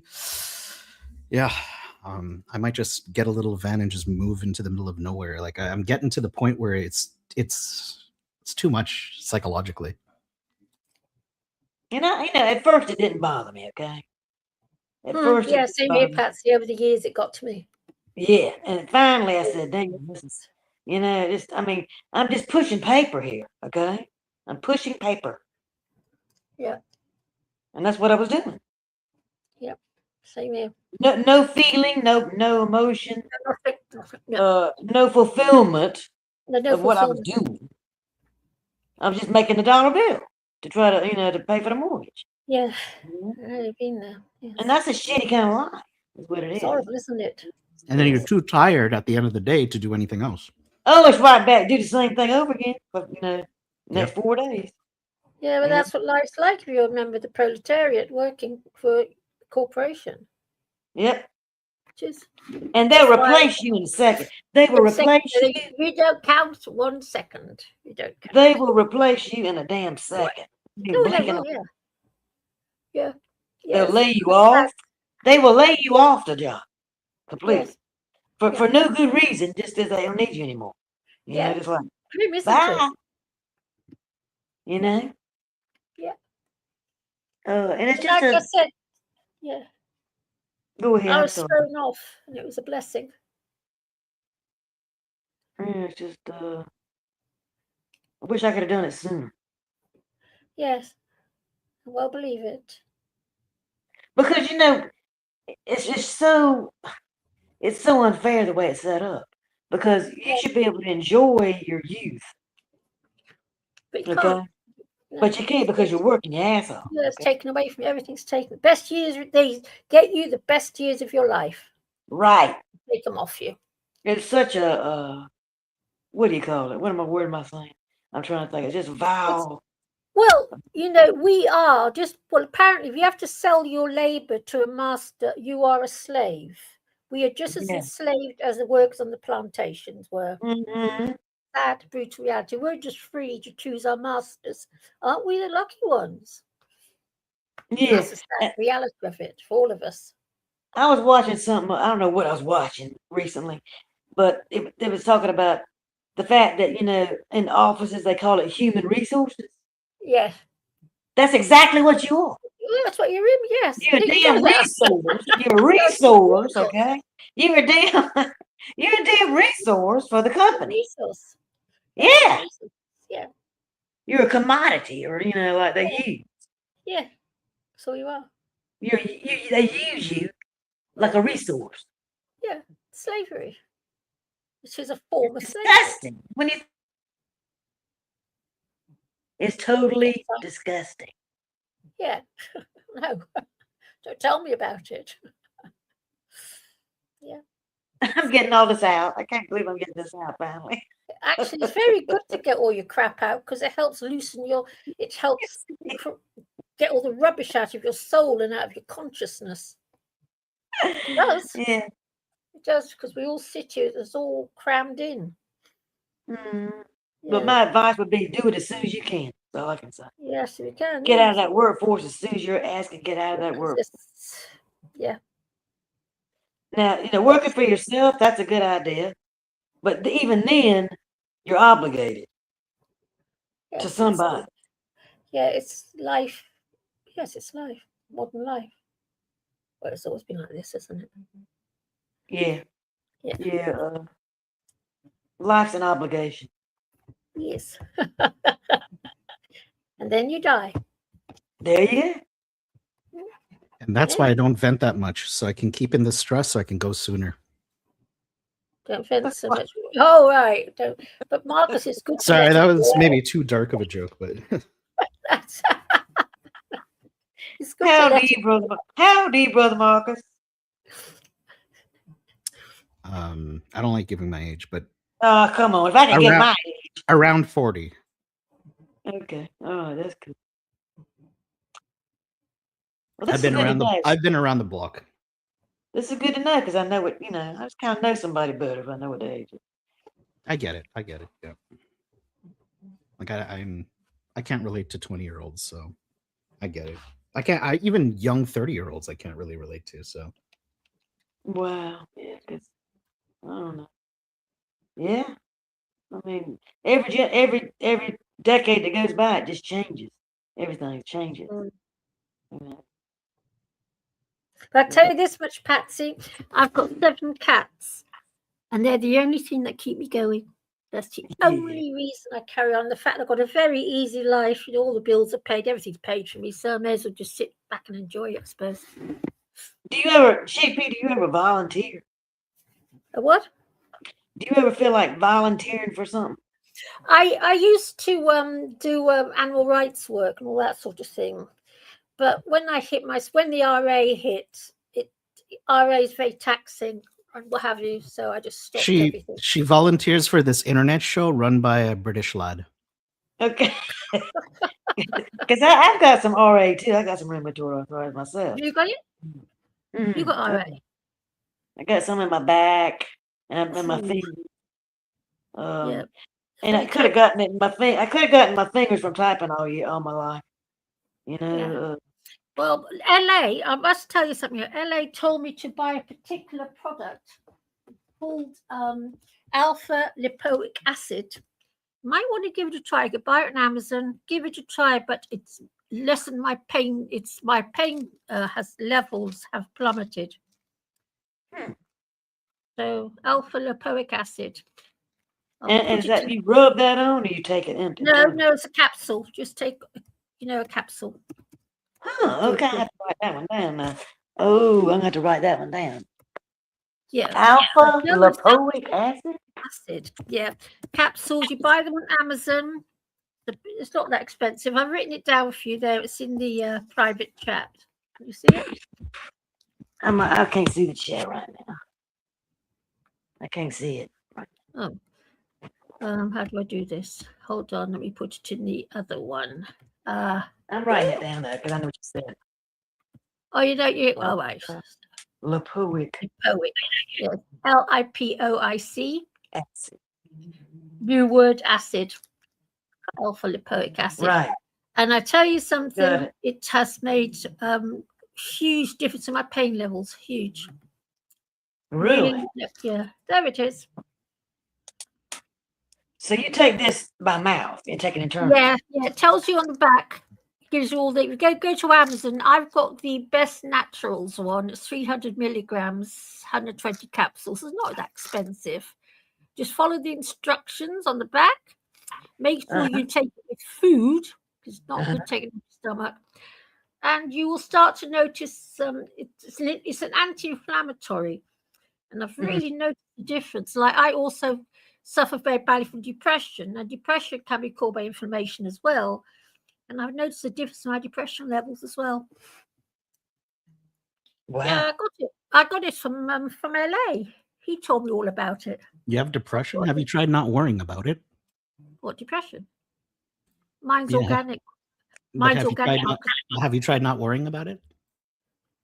My depression? Yeah. Not worrying about it. You being smart, ain't you? Yeah. Brother Marcus. Brother Marcus. Depression. I'm surprised I'm bloody depressed. I'm not depressed, actually. I don't know. I tell you one thing, I went through a state of depression about 3 years ago. Yeah. And I kind of worked myself out of it, though. Without any help, no medication. Oh, I take SSRIs, I but just I did it do on have my a own. serotonin problem. Yes. I do have a problem with it. But I'm all right. I've got my 7 cats to keep me going. I wish financial depression was an actual psychological thing, because they're like, oh, you could do all these therapies and medications, and a lot of my friends like who are going through poverty and stuff like that, they're like, I'd be happy as shit as long as I didn't have to worry about like financial issues, and I'm fine. Yes, Will. Yeah. Yes, but I do believe, I don't think money brings happiness, but it certainly makes your life a damn sight easier. And that, I think, can lift your mood, actually. You know, I mean, if you've got good Yeah, money... and I your know some life- people like they have money, but then they're still depressed. I'm not saying it's either or, but I know some Alright. people that if their financial situation resolved, their stress, their depression would also be lifted. They've said it themselves. Yeah, yes, it does. Of course it does. Because after all, you've got less to worry about. Anxiety. Yeah. No housework. You can just employ someone to do all your dirty work for you. You know? So, yes, money does bring happiness. Don't get anyone has to say. Well, not happiness, but it certainly makes life a lot easier. Yeah. But I'm a miserable old bag anyway, Marcus, you know. I'm a miserable old boot. The only thing that makes me happy is kittens. More kittens.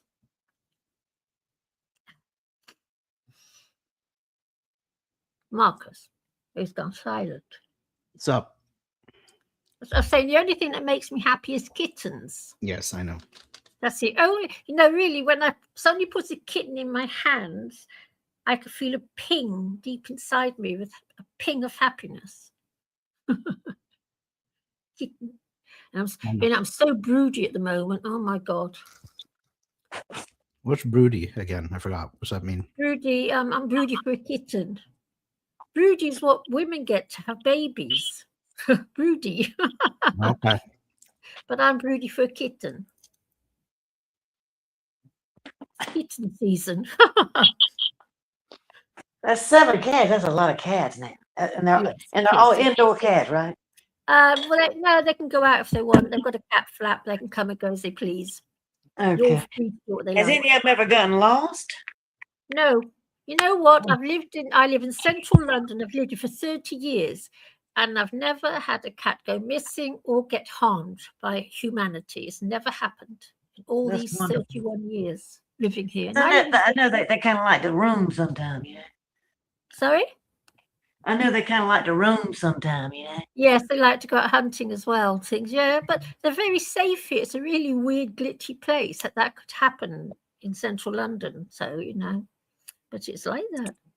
So what are the breeds of the cat you have? Oh, they're just ordinary little hackney. They're called, well, they're just moggy cats. I've got 2 torties, 2 tabbies, 1 black cat, 1 little tuxedo cat, and 1 ginger tomcat. He's the man of the house. And you name them. Well, what are their names? Oh, good Lord. There's Poppy, Candy, Daisy, Primrose, Lala, Bella, and David. Oh, that's so cute. They're lovely. That's so cute. They're all rescues. I don't, they're just rescues that are brought here. I bet that keeps you busy, man. 7 cats. Yes. No wonder you don't work. Yeah, I haven't got the energy left. But it's giving them they demand so much affection. Every day I spend hours kissing and cuddling cats.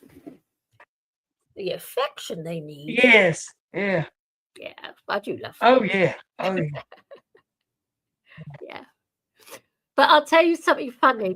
I'm in love with a cat that lives in Canada, a little tortoiseshell cat. And she, her owner sends little pictures, online on YouTube. And I keep sending them to Marcus because this cat, every time I see her, I think of Marcus because she lives close to Marcus, obviously. Well, same country. Yes, I'm in love with the cat in Canada. Fellow Canadian. Yep. Yeah. Yes. Oh, she's gorgeous. Where'd LA go? What? Where's LA? He's getting dressed, I think, maybe for work, maybe. Oh, he's got a job? LA works, yep. I didn't know that. What time? Where does LA work now? I mean, do y'all let not where they work, but where y'all from? I mean, I'm in the United States, and I'm in South Carolina. So I don't know. Oh, are y'all from another country? I mean, where are y'all? I'm in central London. I'm in Canada. And where's LA? LA's in America, isn't it? America, yeah. Huh? America. America? America. America. America. Really? America.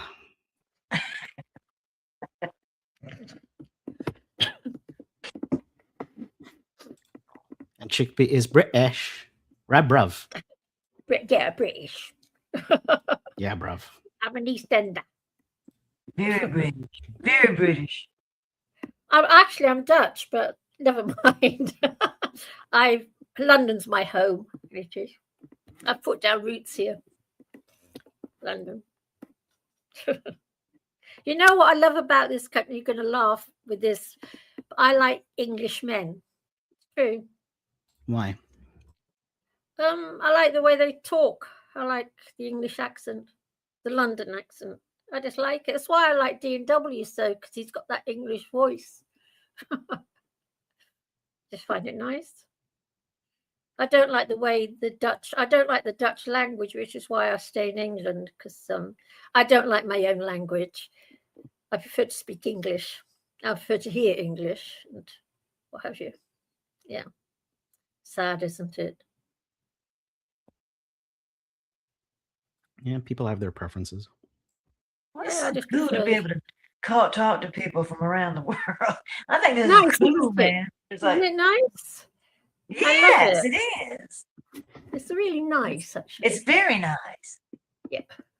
I'd never be able to do this. Meet somebody from Canada and London. Yeah. Yeah. Yeah. I think as cool as it can be. Yeah, I love the internet. Love it. And you know what I find so lovely about the internet? You can learn so much from it. Yes, you can. Just ask it a question, you get the answer. That's Love right. it. It's right. Yeah. We never had that when we were young. And I wish I had, because I would have found life a lot easier if I'd. The only thing we had was a World Book Encyclopedia. Actually, did you know our metacognition skills are actually atrophying because we have immediate answers right away?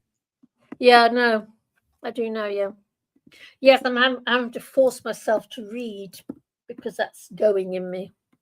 Notice that in myself. Yeah, mine's going to. Yeah, I have noticed it. Yeah. Yes, it's yeah, you can't win, can you? No matter what. But I do love the internet for all its faults.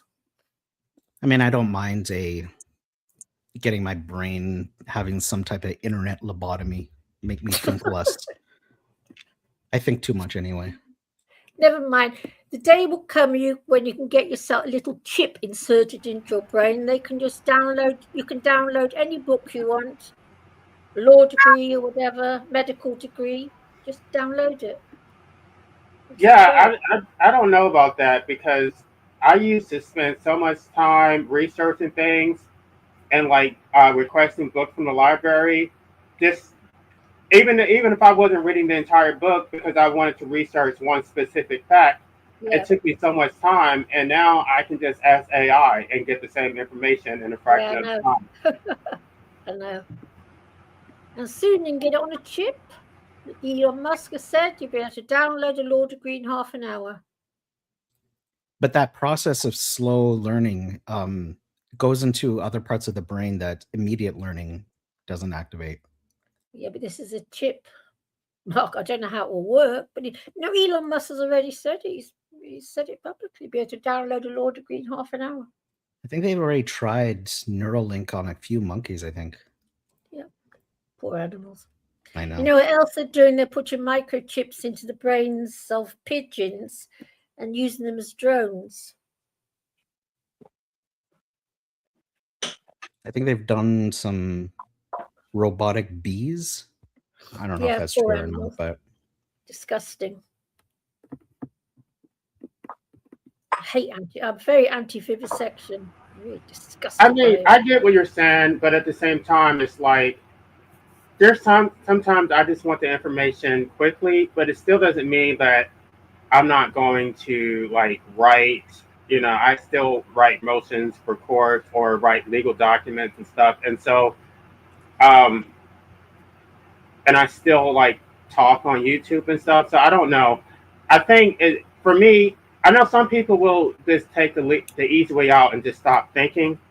But some people they just need an answer to their question, and it's not really going to get in their way of their cognitive thinking. Like they're just like, if, for example, when you asked me earlier about the history of the of abortion, I knew it had something to do with the American Medical Association. As soon as I typed it in, it confirmed what I said. So otherwise I would have had to go through all these journal articles and request books, and it would have taken me probably days to answer that one question. yeah, I get that. Yeah. Yes. Actually, but although have you heard, LA, that it is believed here in the UK anyway, they're going to stop trial by jury. Have you heard that? LA? No, I haven't heard that. They're going to get rid of juries, and they're going to use AI to replace the jury. And I suspect Oh, wow. Wow, man. They made a movie about that, I think. Hey. scary, isn't it? Isn't it frightening?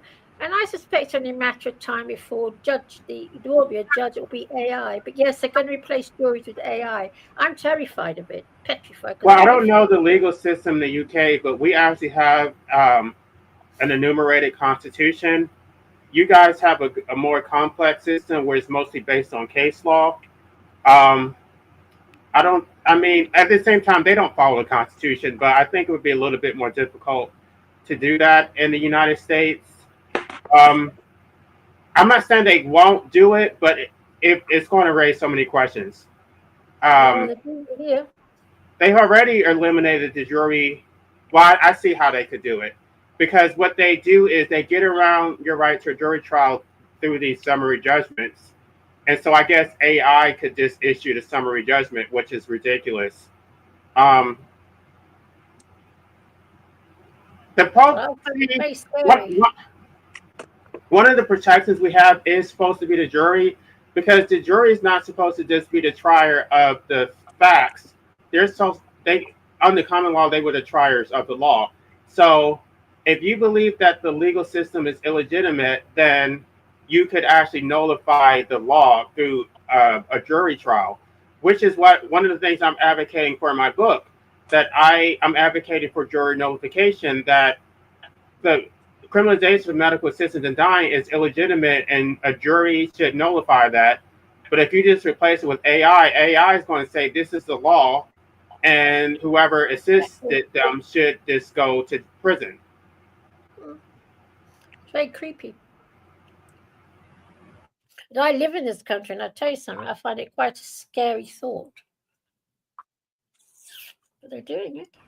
But this is the reason why I'm going to the root cause of it. If you guys go back and listen to the beginning of this live stream, I talk about procreation, how it enslaves you to the state and the social contract. It's just like, you never consent to the social contract. We're all subjects. Well, Marcus is. We are subjects of the king. You're not, but me and Marcus both subjects of the king. We've got the bloody say in it anyway. Why do you say Marcus? Marcus lives in Canada. Yeah, exactly. He lives in Canada. Canada is still subject to the King of England. Yeah. Is that a Commonwealth? I thought Canada was mostly French, though. No, it's still a British colony. Literally. Okay, I didn't know that. Yeah, we're part of the Commonwealth. So he is subject to old Charlie Boy, just like I am. And yet, you guys don't even have like a British accent like Australians or or any of these other people. I would even say Indians. A lot of times, they do have more of a British accent than like Americans and Canadians. If you live here, you feel the cultural influence of Britain for sure. Yeah. I actually find it annoying. Yeah. Like people are like, "Oh, we're an independent country." I don't see it until our culture No, changes. we're not an independent country. In fact, the UK still owns something like 1/6 of the land mass of the planet, or something ridiculous.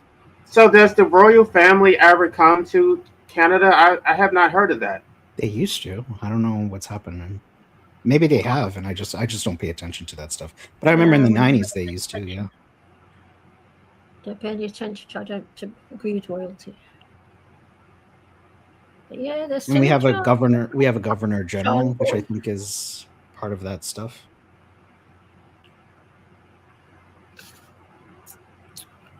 Yes. Next be William will be in charge, Marcus. But you can't wait, can you? What? Soon you'll be subject to William.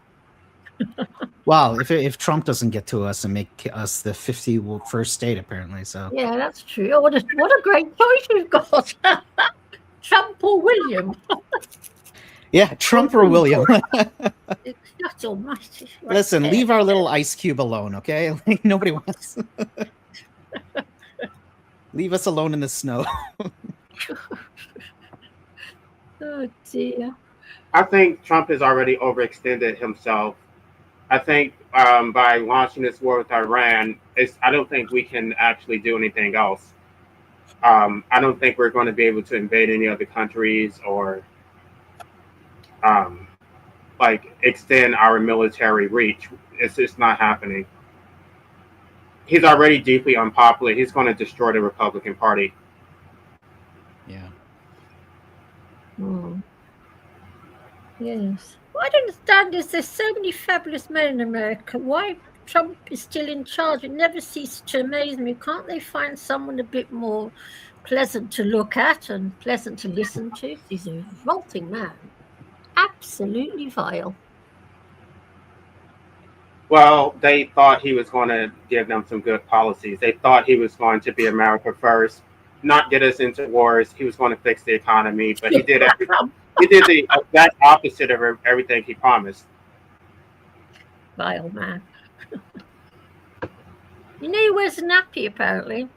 So your president wears a nappy. Do you know that? This is what I've heard. I guess that's the UK version of a diaper. Yes. Yeah, a nappy.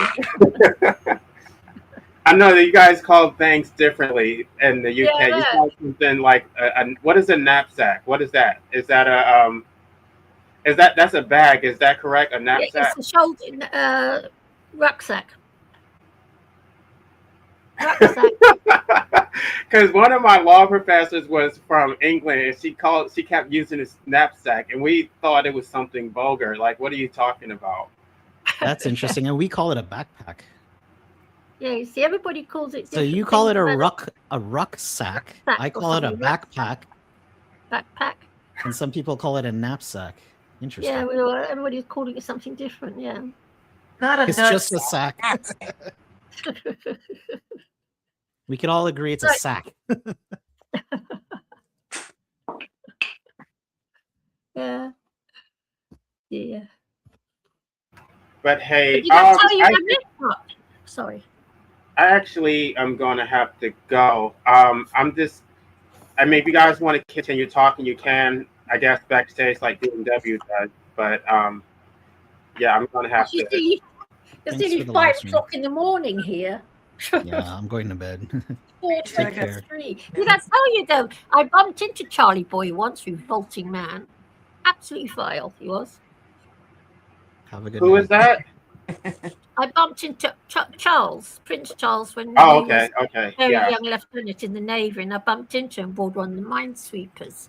And he was such a nasty, ill-mannered man, full of self-importance and absolutely vile. How about Camilla? How about Camilla? How about Camilla? Oh, God, yes. Camilla, lovely.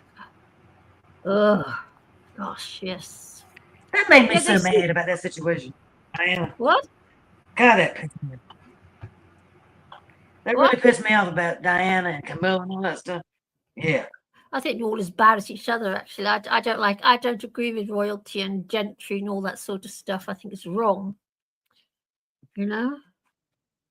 It was just, she was just done so dirty, Diana. I mean, you know, it was like an arranged marriage, you know? I mean, Yes. just awful, you know, in general. Yes. Yeah, it's a horrible situation. Yes, but then You know what? She never looked happy. She never looked happy. No. Have you noticed the way she always looked like from under her eyebrows? Yes, I know. You know, she had her eyes looking up under her eyebrows. You know what I'm talking about? Yeah, You know what I'm saying? Yeah. A very intimidated look, you know? Yes, You know, it's not a life I would want, I must admit. You know, it's yes. But I reckon, I don't know, that whole Paris thing, something weird went on there. Like, you know, another thing, many, many years ago, the Queen of England was in Australia and she took 10 children on 10 orphans on a picnic somewhere. Those 10 children were never seen again. Really? And that was never investigated. And who was that took the children? I'm sorry. Sorry? Who was that took the children on the picnic? Queen of England. Okay. Wow. This was years and years and years ago. Huh. Yeah. Wow, that's no It's telling. a weird, I don't know what to make of it all. Yeah. Well, if y'all I'm gonna have to step out because I got to fix dinner and everything. But anyway. Yeah, I must go to bed. It's 4:25. Time flies. Time flies. Chickpea, I enjoy talking to you because I never get to talk to you on the. No, you can't go. You know what gets me about DMW's channel? Go on there. There's always some. Lots of men seem to be drunk and high as kites, and they're whittling and twittering away. Right? Don't they drive you mad? Mm-hmm. Yeah. You know, I don't mind people getting drunk and high, but I wish they, I don't want to have to listen to them. Yeah. Anyway, right, Patsy, I'm off. All right, I'm off too. LA, thanks for having us. Y'all have a good night or morning wherever you are. Yeah. I will Be do. cool. And do. Don't work too hard. Bye, Patsy. Bye. Bye. Bye bye. See y'all Bye. later. Bye.